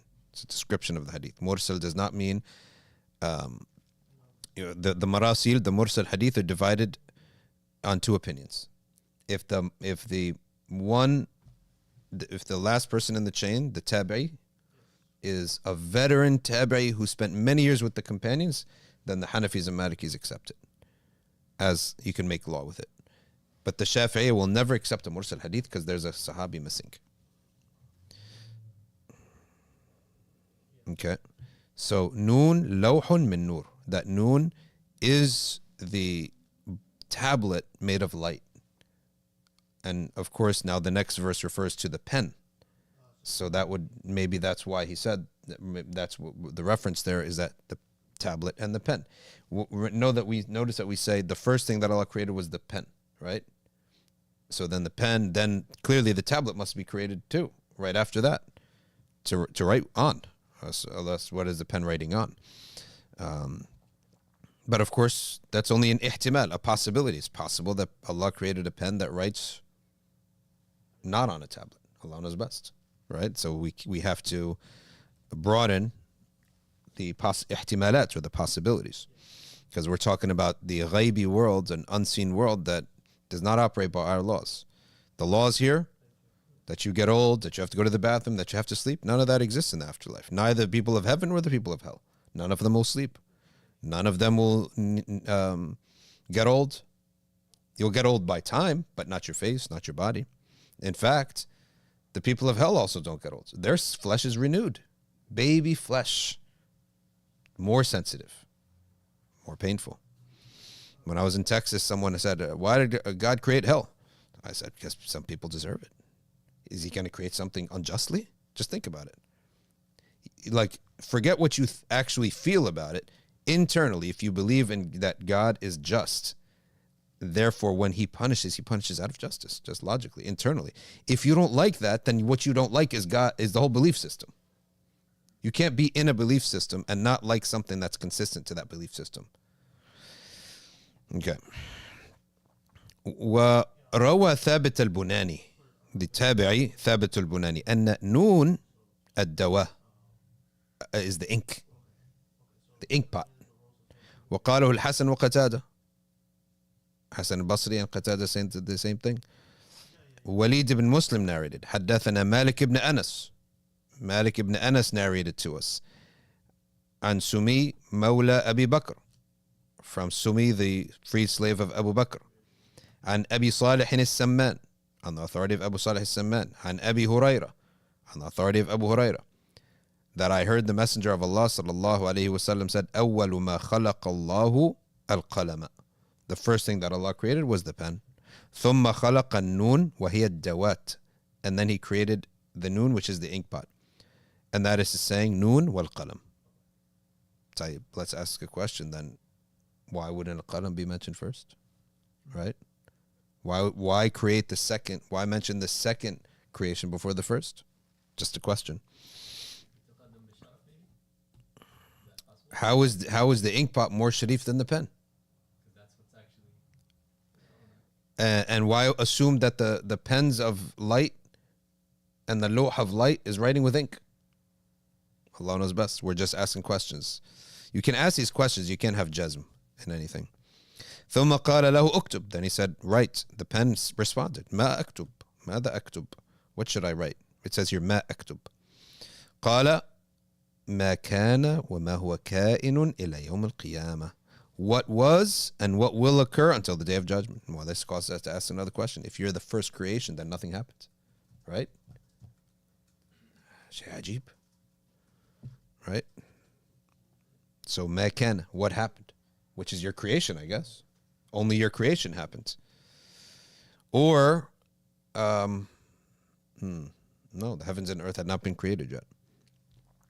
ما كان وما هو كائن إلى يوم القيامة من عمل أو أجل أو رزق, deeds, lifespans, sustenance, أو أثر, effects, فجرى القلم بما هو كائن إلى يوم القيامة. So the pen began writing for everything that will happen until the day of judgment.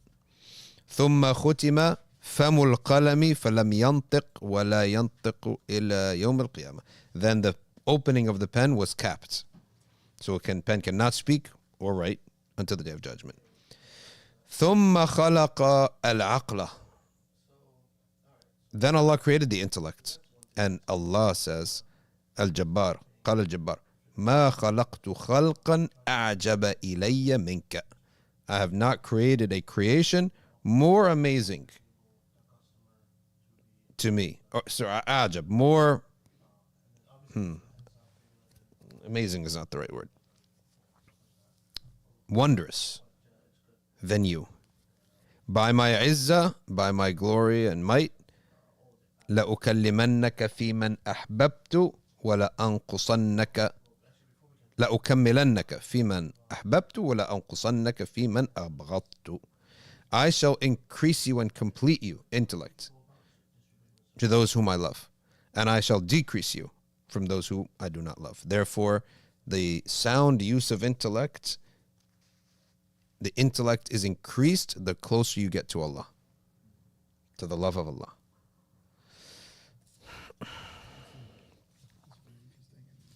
Open his mic and let's see what he says. You didn't mention what Ibn Abbas said about it being the whale. You skipped that part. SubhanAllah. No, I think I read it on another podcast, another live stream. We read those narrations on it being the whale upon the earth, upon which is the earth. It's back, on the whale's back. Yeah. But at the end of that, I think he says, or maybe I read it from here. They're saying then what was the difference of opinion of the whale's name? Yeah. Wow. Bahmut. So they end up saying, yeah. I'll get to the end. I don't know where I read that here or in that tafsir, but it did say that at the end of it, he had to discount all of it. He said, "Oh, this is impossible." And Allah knows best. So أكمل قال صلى الله عليه وسلم. The Prophet صلى الله عليه وسلم in a hadith narrated, and it's from Ibn Asakir, which is not a primary source of hadith, and it's mentioned in Ibn Kathir's tafsir of Surah An-Nisa. أكمل الناس عقلا أطوع. Oh, sorry, not Surah An-Nisa. It's volume 4, not Surah 4. What's the point of telling us the volume and the page when there's hundreds of Ibn Kathir prints out there? He didn't mention. Maybe he mentions it in the beginning, but there's no point. It should say the chapter and the surah and ayah number. Anyway, he says this hadith marfu'. Marfu' means the Prophet is the speaker. It doesn't mean it's sahih, hasan, or da'if. أكمل الناس عقلا أطوعهم لله وأعملهم بطاعته. The completest people in intellect are the ones who are most obedient and acting upon his commands. And from kamalul aql, from the completeness of intellect, is also to stop where you can't know something. That's why some people think the conservatives who don't want to say things they don't want to speculate in religion, that they don't use their intellect. That's not at all. They actually have the highest intellect, you could say, right? Because if let's take the example of someone knocking at the door, and there's no evidence of who it is. There's just a knock on the door. We look around and say, were you expecting somebody? No. Were you expecting? No. Did you see a car pull up? I didn't see what the car looks like. Then the intelligent person says, there is no way for us to know. We have to say we don't know.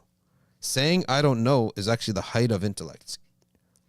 On the mutashabihat, just saying so. Now, if there is a secondary evidence, for example, say, yes, I was expecting ismat.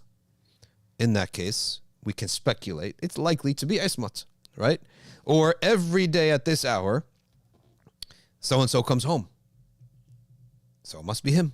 So that's a speculation. But if we have absolutely no evidence for anything, the clean intellect says, don't even bother wasting your time speculating.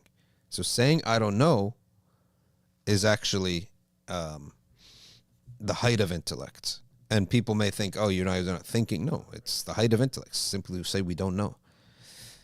Ryan, you have anything? Nothing yet? All right. Oh, here we go. وعن مجاهد قال الحوت الذي تحت الأرض السابعة.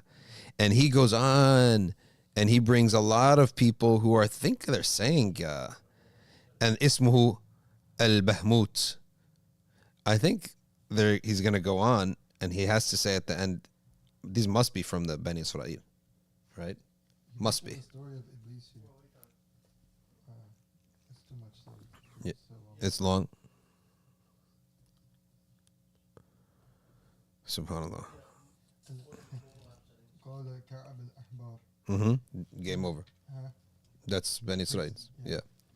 إن إبليس تغلغل إلى الحوت الذي على ظهر الأرض فوسوس إليه فقال له أتدري ما على ظهرك يا ليوثا من والدواب والشجر والجبال. And that's a long story. Long story. That's really long. But subhanallah, he does mention it here too. Who came first? Qurtubi or no? He came first, right? Baghawi came first. Let's see when Qurtubi is mutawaffi. You know, there's so many. Let's ask. What's his name? Sheikh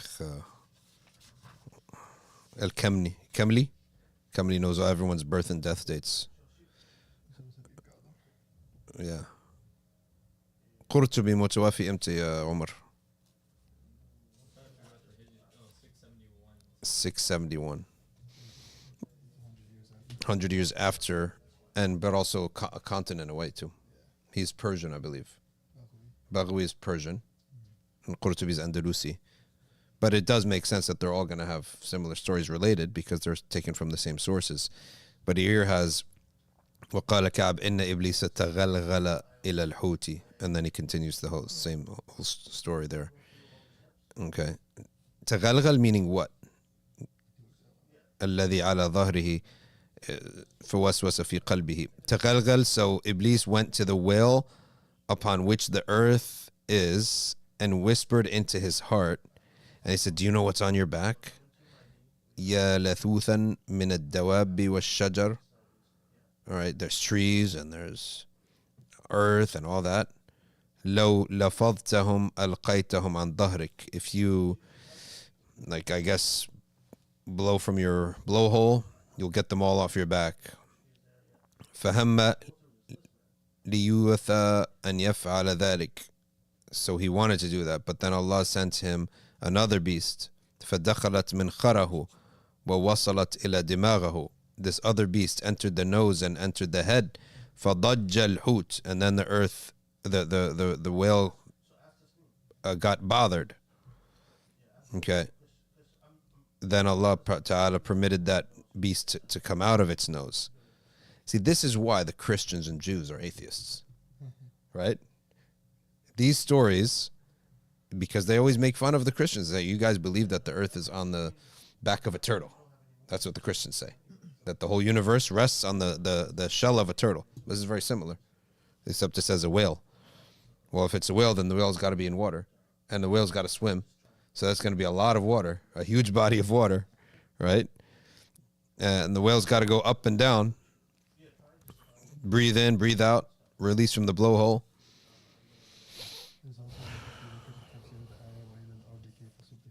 Sutihat.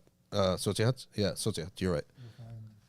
Imagine all this, that in the highest heaven is a thawr. Hajib, man.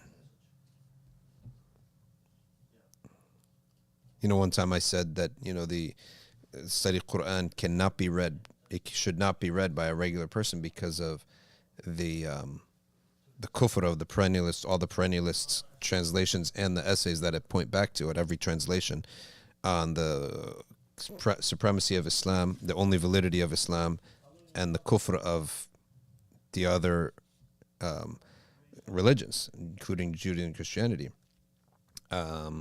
He said that somebody responded, a sheikh actually, responded and said, there's a lot of odd things in a lot of tafsir. So you're going to say don't read anything? I said, there's a big difference between odd sayings, which the mufassir will tell you is this all odd. He's just telling you that it exists, that this saying exists. They'll tell you that this is not true. And it's not true not because of the meaning. It's not true because of this lack of sanad. If it had a sanad, we'd say it's true. But I said, there's no kufr in these. None of these are promoting kufr. And if they do, it's ikhbaran bi kufr. It's informing us that it's kufr. Transmitting it and informing us. Okay. So he continues on to the hut until he gets to the next, and we'll stop here for our portion on tafsir. One more thing I want to read to everybody. This is what I've been saying for a long time, that we need to be nuanced and sophisticated in our reading of rulings. Omar, open up, go to that file. The first level here, which is actually, I made it vast because of its importance, but the amount of rulings is very little. And that is that first red rectangle you see there, known in religion by necessity. Okay.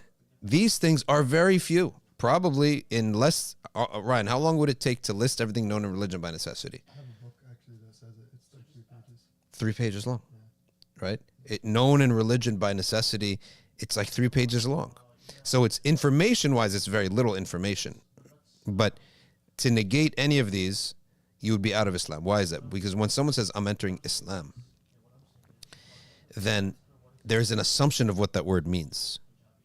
That's literally what ma'lum min ad-din bil-darura means. And you cannot negate it because you're negating tawatur here.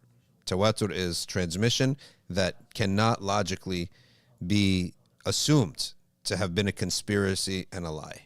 Okay?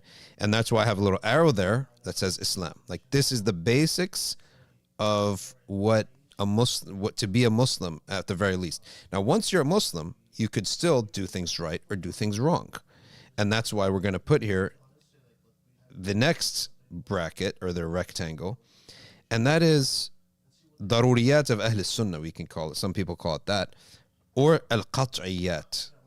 Al-qat'iyat in our religion are texts that carry only one possible meaning. Now, not everyone knows this, though. But once you learn it, then you must believe it. All right, what if I don't? If I'm going to be stubborn, then we call you people of whims, the opposite of sunnah, the proper submission to all of God's rules that he has explicitly stated. So that's Ahl Sunnah. The opposite of that will be the people of whims, Ahlul Ahwa. And the rule on them is they are Muslim, but their good deeds aren't going to count. They're going to be in big trouble on the Day of Judgment. They will come to the Prophet with the markings of wudu. But an angel will say, "Oh, Messenger of Allah, you do not know what they changed the religion after you. What did they change? These qat'iyat. Okay, these explicit texts that cannot be changed. You cannot come and say, "Oh, I have an interpretation." Certain things have no interpretation.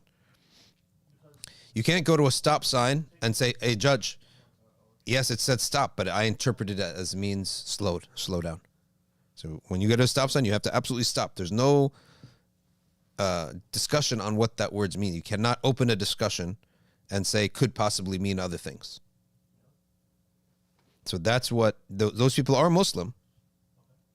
Salah behind them is valid but sinful. Marriage to them is valid but sinful, meaning that it's sinful to marry such a person, but it's valid. It's not zina. It's not a fornication.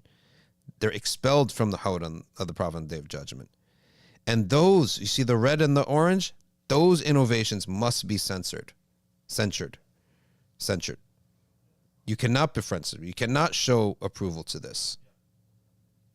This red and orange. And the red worse. The red is a zindiq. He's out of Islam completely. He's not even buried in a Muslim graveyard, can't inherit wealth, cannot go to Mecca or Medina. The innovator, he can go to Mecca and Medina. He can do the individual things that a Muslim does, but we won't do it behind him.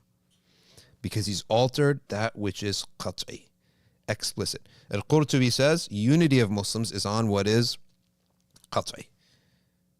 And where is tolerance and opinion and thoughtfulness and judgment?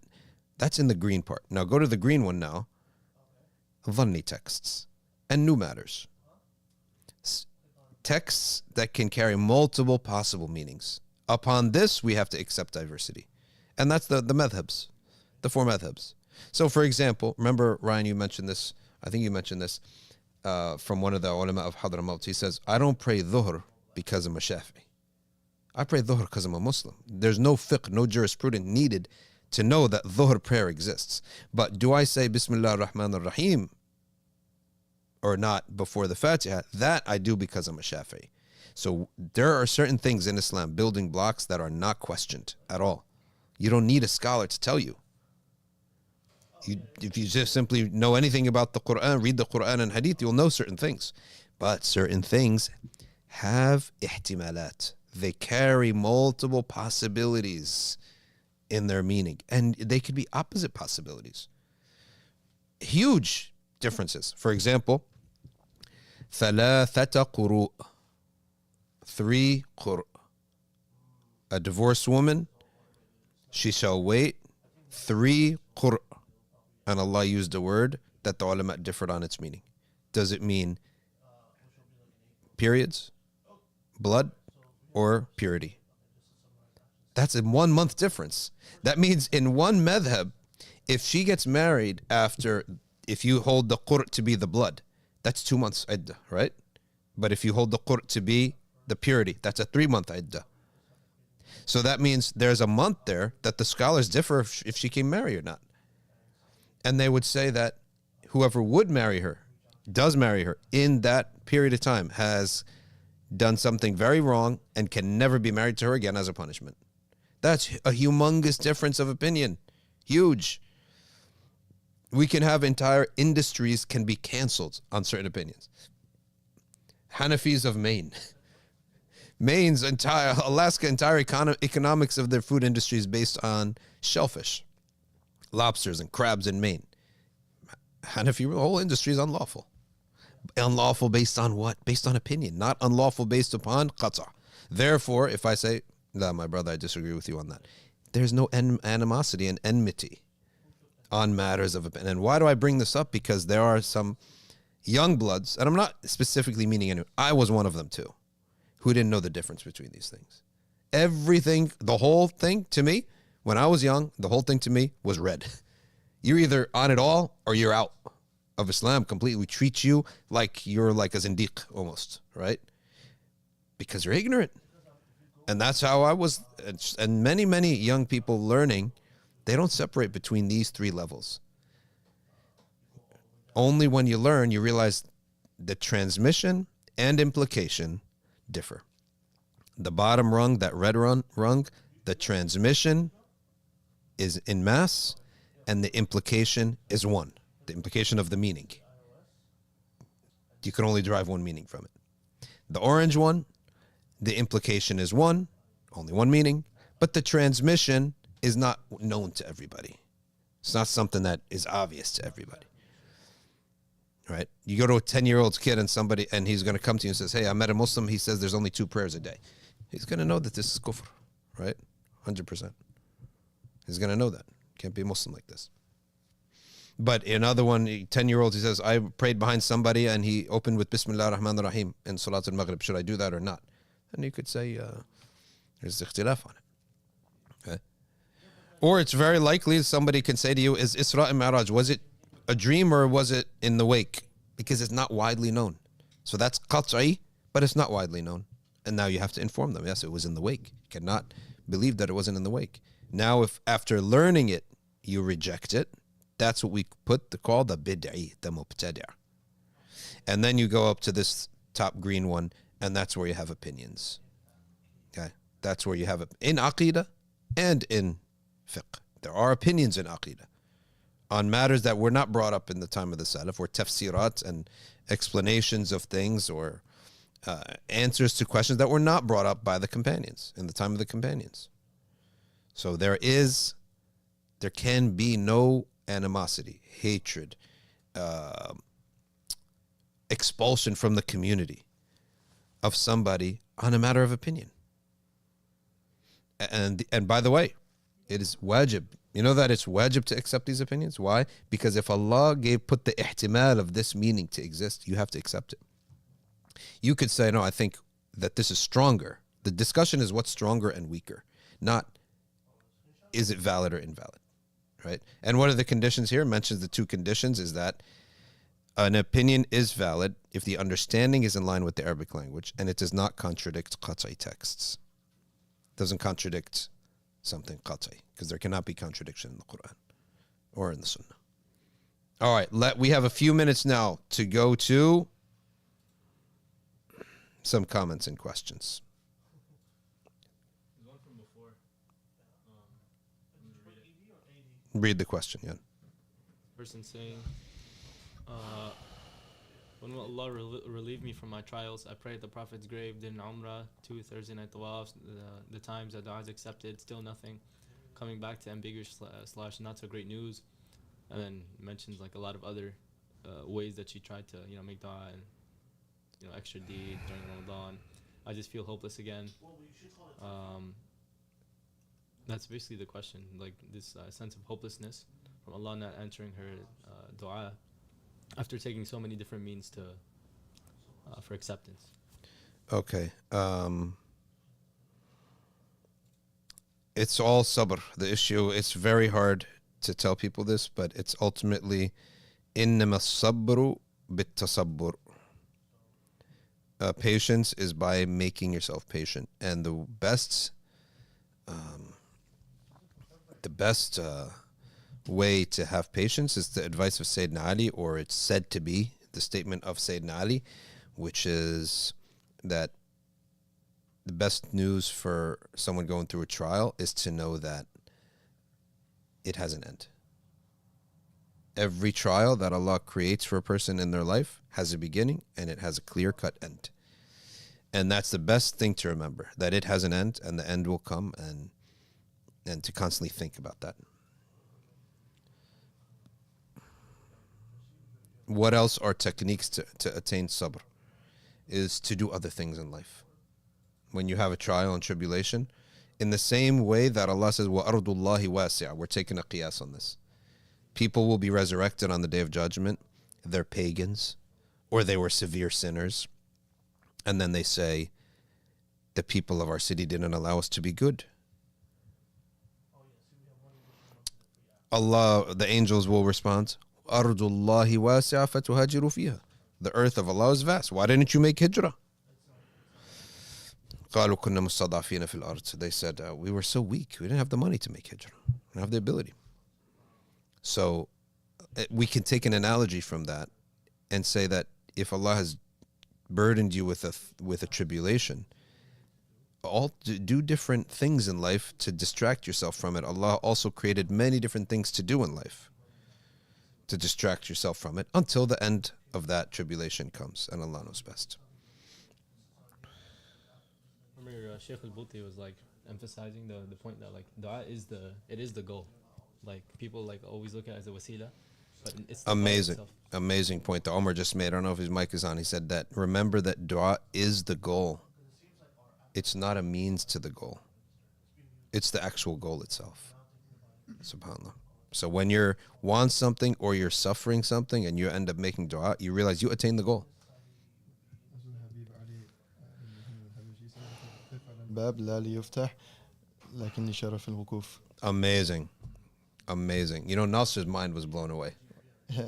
Oh, he told me that. Nasser's mind was blown away. قف على الباب لا ليفتح ولكن شرف الوقوف.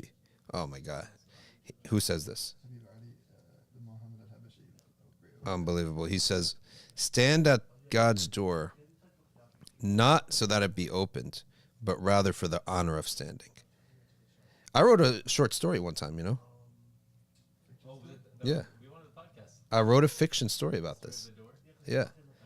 I wrote a story that there was once a king and he was giving out gold to people. So one guy made it all the way there.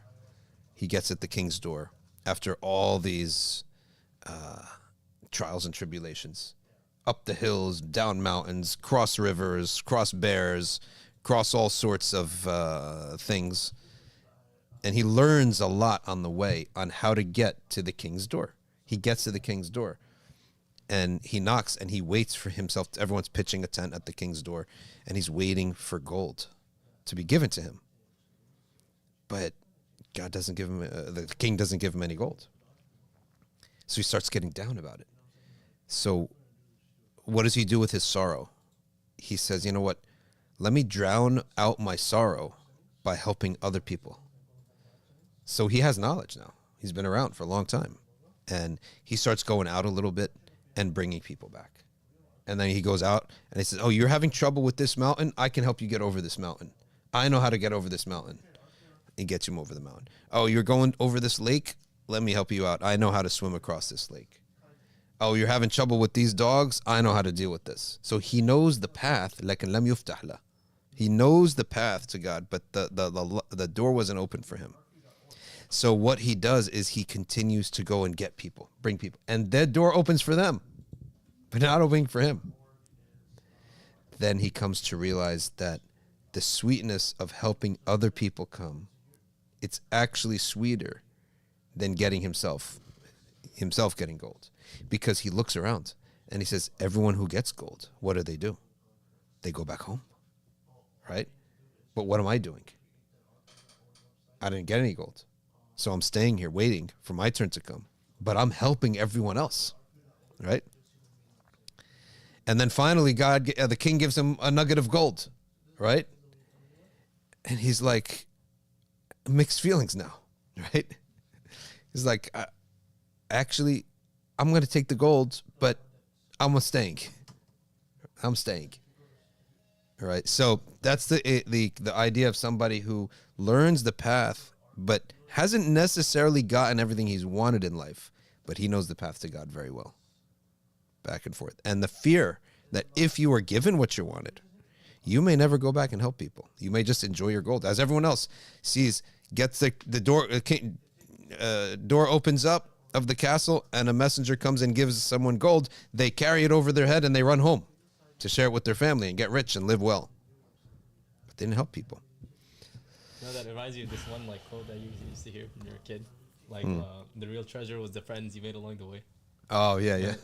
I always thought it was corny, but like there are some of these quotes that like they're so universal. Yeah. Like they're just like timeless. Yeah. Has a poem called Sabr.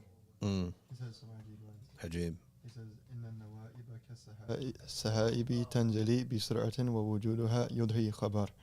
Right. The clouds are calamities are like clouds and they go very quickly. However, they give information. يضحي خبر. وإذا تطول إقامة من حادث كانت مباشرة بطول المنتظر. So if the wait time for something you're waiting for extends, then you can have glad tidings for the amount of weight that you have is going to be the amount of gladness you're going to have. Amazing. فاصبر حداك الله صبر الأتقياء والأبرياء والثابتين لدى الغيار واعلم بأن الكون متبوع على التغيير والتقدير فمع بالنظر. Subhanallah. The longer the wait, the greater the reward. He says, so فمع بالنظر. So yeah. Enjoy your waiting. Subhanallah. So it's true that things that take a long time to give birth to, it stays. That's not going anywhere. But easy come, easy go. It's the opposite of easy come, easy go. Takes a long time to come, takes a long time to go. That's huge. That's beautiful. This concept of waiting, it's heavy. What's the name of the poem? Sabr.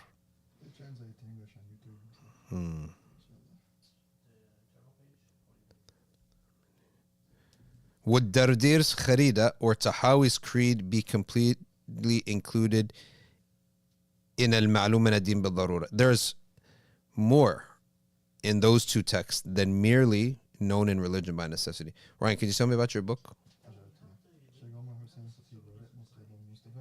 It's extremely simple, and they translate it to English.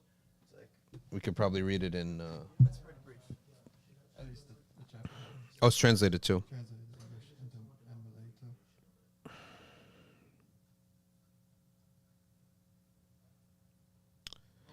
Ruling of the Shahada. I need this. Can you send it to me? And you know that there's also some sayings that what's known in religion by necessity changes from time and place, right? To the point that, for example, in an all Islamic country, the known in religion by necessity, maybe more. Right? I read in one of the Shafi'i books, fasting, it's the chapter of fasting. Fasting is known in the religion by necessity. Whomsoever rejects it is a kafir, unless they're brand new to Islam and they've never been taught, or there's someone who lives so far away from the scholars and they could never know. Does it even mention that you have to know that it's Ramadan? No. That's a good question. So a non-Muslim knows Muslims fast, but he may not know the name of Ramadan. Yeah. Right? The word Ramadan. And I know someone who fasted wrong the whole first month. He fasted from Ishraq to Maghrib, the whole first year of being a Muslim, right? And because it's something that it's just an assumption the man made, and dawn to dusk, and we know these terms, dawn and dusk. You ask a regular guy on the street, doesn't know what the difference between dawn and dusk is, right? I don't know. So the lights on. That's it. Lights up. That's it. Sun up, lights up. If you need to pay fasting days from Ramadan, can you pay in fasting days during Shawwal and still get the reward of Shawwal? Pay? Yeah, this question is saying paying.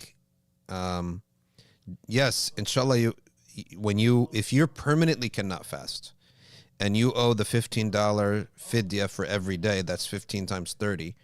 That's what is it? 450? 15 times 30. 300 plus 150, 450, right? $450. And you didn't pay it in Ramadan, you pay it in Shawwal. If you paid it in Ramadan, you'd have more reward. If you pay it in Shawwal on the day of Eid, no, you can't have the same reward. Every deed done in Ramadan is multiplied. Every deed done that's why we pay zakat in Ramadan, to get the multiplication. I'm not talking about zakatul fitr, zakatul mal. And zakatul fitr can be paid on the 1st of Shawwal. It's more reward to pay it in the Ramadan. Zakatul fitr. There's zakatul mal and there's zakatul fitr. They're different. Okay?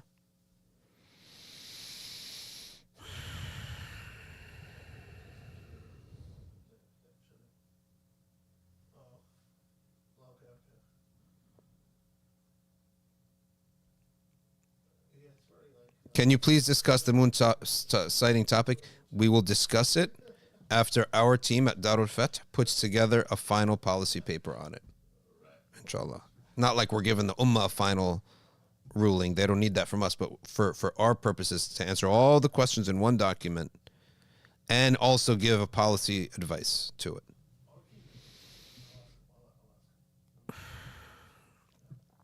Steamy2213 says, Stephen A. Smith and his beef with LeBron.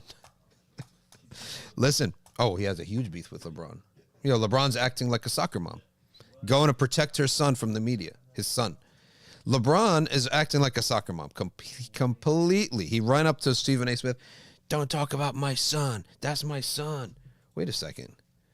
You're the guy who yelled at your mom when your mom was arguing with the other team. And you came and yelled at your mom. Sit down. Blah, blah, blah. Now you are being, you know that insurance commercial, don't become your parents? Now Stephen A. Smith, who said nothing about your son except that he's not ready and you put him in a bad position. Now you come and yell at Stephen A. Smith at the Knicks game and say, don't talk about my son. No, I'm with Stephen A. Smith. See, that's the picture right there. I'm with Stephen A. Smith. You know, Bronny James, the son, has an impossible task ahead of him, and his dad is one who made it impossible.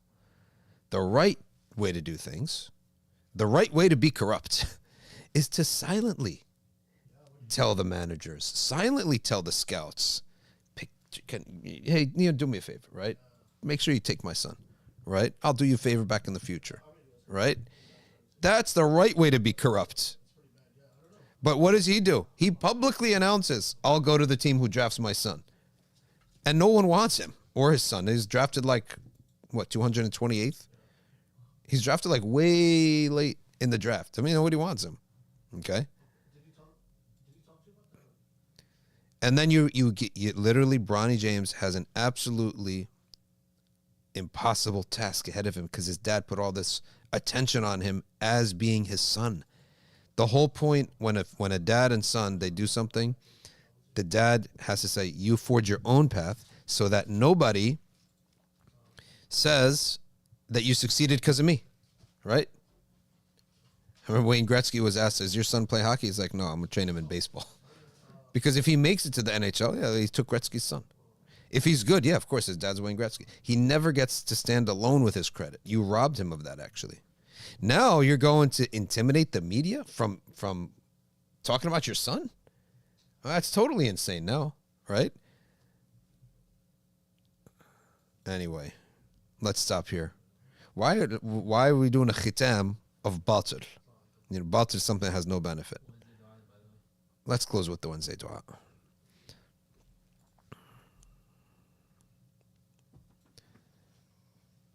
I don't think the Bron James issue is what's going to stop Stephen A., if anything, from running for president. What's going to stop him is his new fat ESPN contract. Who would want to walk away from that and into the world of politics that's so nasty and miserable? Secondly, he has been an employee his whole life. He's not a business owner in the way Trump was. I can lead. I'll do it myself. No, he's a paid employee, which is a very different life. Thirdly, I would say what I do think he will do is alter the left-wing culture. The culture of the left, which produces the ridiculous candidates that they produced, that which no guy would ever go with. That's what Stephen A. Smith may end up doing, more so. Taking the liberal left-wing side of things and bringing it back to common sense and to things that guys can relate to. Not everything is about abortion and transgenderism and subjects that, frankly, 80% of your voters could care less about or are against. That's why you get trounced.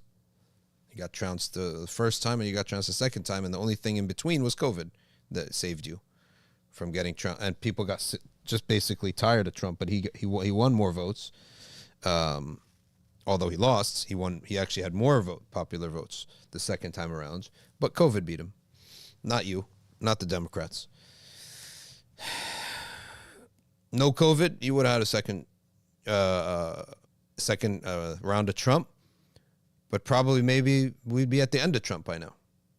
But because you had that intermission, now you get another 4 years, so you're gonna have a total of 12 years of Trump. He was louder than Biden in the 4 years that he wasn't president. He got more attention and more noise, created his cult, and now you may end up with 16 years of Trump. If he lives, he's going to maybe possibly be president for a third term because they're trying to fight that now. Let's close with this. La ilaha illallah al-malikul haqqul mubin. La ilaha illallah al-malikul haqqul mubin. La ilaha illallah al-malikul haqqul mubin. La ilaha illallah al-malikul haqqul mubin. La ilaha illallah al-malikul haqqul mubin. La ilaha illallah al-malikul haqqul mubin. La ilaha illallah al-malikul haqqul mubin. La ilaha illallah al-malikul haqqul mubin. La ilaha illallah al-malikul haqqul mubin. La ilaha illallah al-malikul haqqul mubin. La ilaha illallah al-malikul لا إله إلا الله الملك الحق. بسم الله الرحمن الرحيم. إن فتحنا لك فتحا مبينا ليغفر لك الله ما تقدم من ذنبك وما تأخر ويتم نعمته عليك ويهديك صراطا مستقيما وينصرك الله نصرا عزيزا وكان عند الله وجيها في الدنيا والآخرة ومن المقربين وجهت وجهي للذي فطر السماوات والأرض بسم الله الرحمن الرحيم. نصر من الله وفتح قريب وبشر المؤمنين. يا أيها الذين آمنوا كونوا أنصار الله كما قال عيسى بن مريم من حواريين من أنصاري إلى الله قال الحواريون نحن أنصار الله الله لا إله إلا هو الحي القيوم لا تأخذه سنة ولا نوم له ما في السماوات وما في الأرض من ذا الذي يشفع عنده إلا بإذنه يعلم ما بين أيديهم وما خلفهم ولا يحيطون بشيء من علمه إلا بما شاء وسع كرسيه السماوات والأرض ولا يؤوده حفظهما وهو العلي العظيم.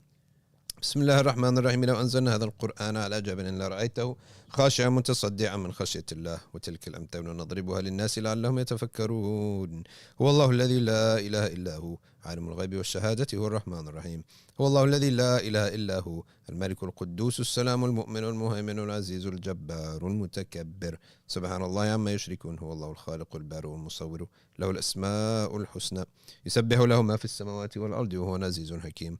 وأعوذ نفسي بالله تعالى من كل ما يسمع بأذنين ويبصر بعينين ويمشي برجلين ويبصر وفتش بيدين وتكلم بشفتين حصنت نفسي بالله الخالق الأكبر من شر ما أخاف وأحذر من الجن والإنس ويهدرون الزجار وجنة الثناء وتقدست اسماؤه ولا إله غير الله من يجعلك في نهور أعدائي وأعوذ بك من شرورهم وتحيلهم ومكرهم ومكائدهم أطفئ نار من أراد بعداوة من الجن والإنس يا حافظ يا حفيظ يا كافي يا محيط سبحانك يا رب ما أعظم شأنك وعز سلطانك تحصنت بالله باسماء الله وبآيات الله وملائكة الله وأنبياء الله ورسل الله والصالحين من عباد الله حصنت نفسي بلا إله إلا الله محمد رسول الله صلى الله عليه وآله وسلم اللهم احرسني بعينك التي لا تنام واكنفني بكنفك الذي لا يرام وارحمني بقدرتك علي فلا أهلك وأنت ثقتي ورجائي يا غياث المستغيثين يا غياث المستغيثين يا غياث المستغيثين يا دارك الهالكين يا دارك الهالكين يا دارك الهالكين اكفني شر كل طارق يطرق بليل أو نهار إلا طارق يطرق بخير إنك لكل شيء قدير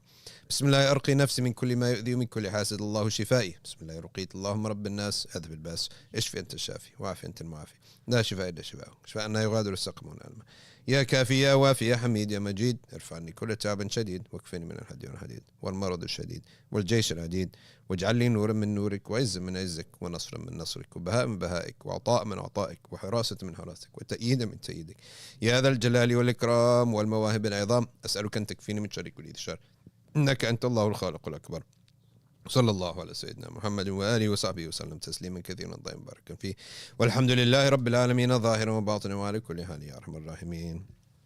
We'll stop for 2 minutes for dua and then we'll close after that.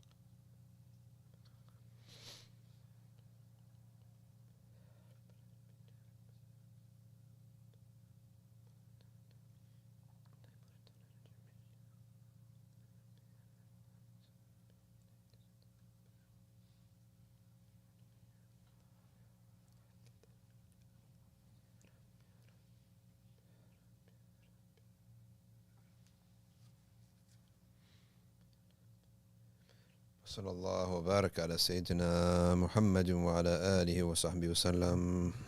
One more thing, Omar. I want you to go to open up, please, safinasociety.org. Everybody, from now on, every day, go to safinasociety.org.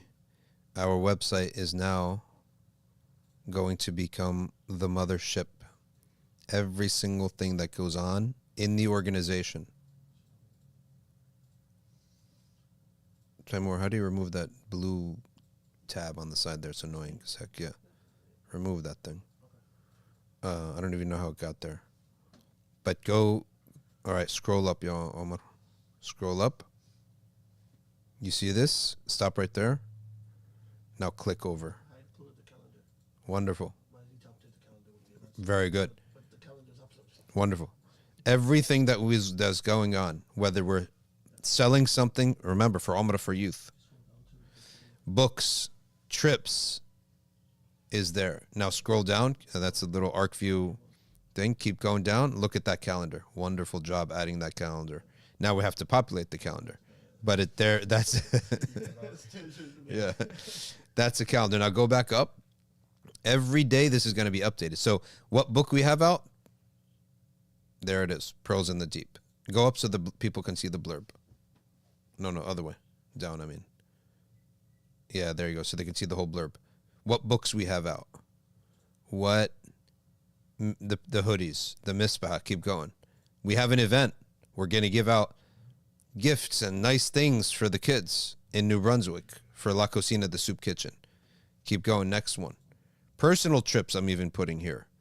Toronto visit, May 23rd. You can buy your tickets right there. Okay. Next. Pearls in the Deep. Get the book. It's a wonderful book. Okay. Great book. Next. Hoodies. All going to Umrah for youth. Sending high schoolers to Umrah. Next. The Misbaha. All revenue goes to sending Umrah for youth. So far, only on the Misbahas we're sending one Umrah. One kid to Umrah just on people buying the Misbaha. So, Omar, remind me every day we got to go over the upcoming events because there are so many things going on and people want to see the mothership, everything in one website. Yeah. We're just going to be firing everything at Taimur. Yeah.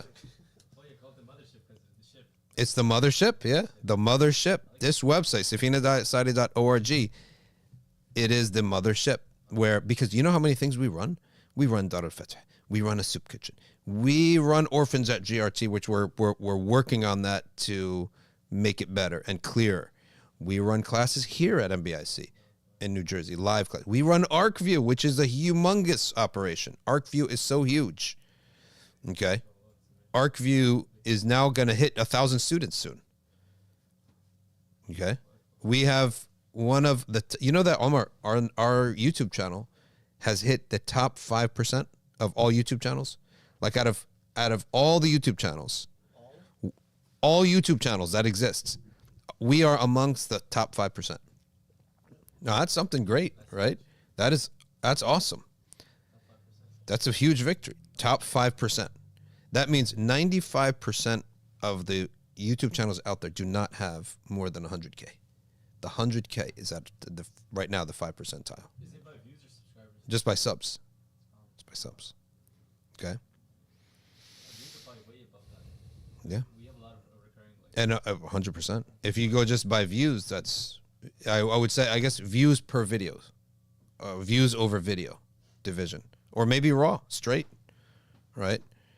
Fiqonomics says this channel is the OG. By the way, this channel is going to expand. There will be other live streams. Not now, but within the calendar year, inshallah, of 2025. I'm hoping to add a different program. Like NBF is mine, right? There's not going to be just NBF. There's going to be other things too, right? No, the same studio maybe. Probably same studio, but other people with their own program. Yeah, I guess they'll share the same backdrop. So that's alhamdulillah. I'm very much looking forward to that. But every day we're going to go over the mothership and see what's going on at Safina Saadi today. Jazakumullahu khairan, everybody. Subhanakallahumma wa bihamdik. نشهد أن لا إله إلا أنت نستغفرك ونتوب إليك والعصر إن الإنسان لفي خسر إلا الذين آمنوا وعملوا الصالحات وتواصوا بالحق وتواصوا بالصبر والسلام عليكم ورحمة الله.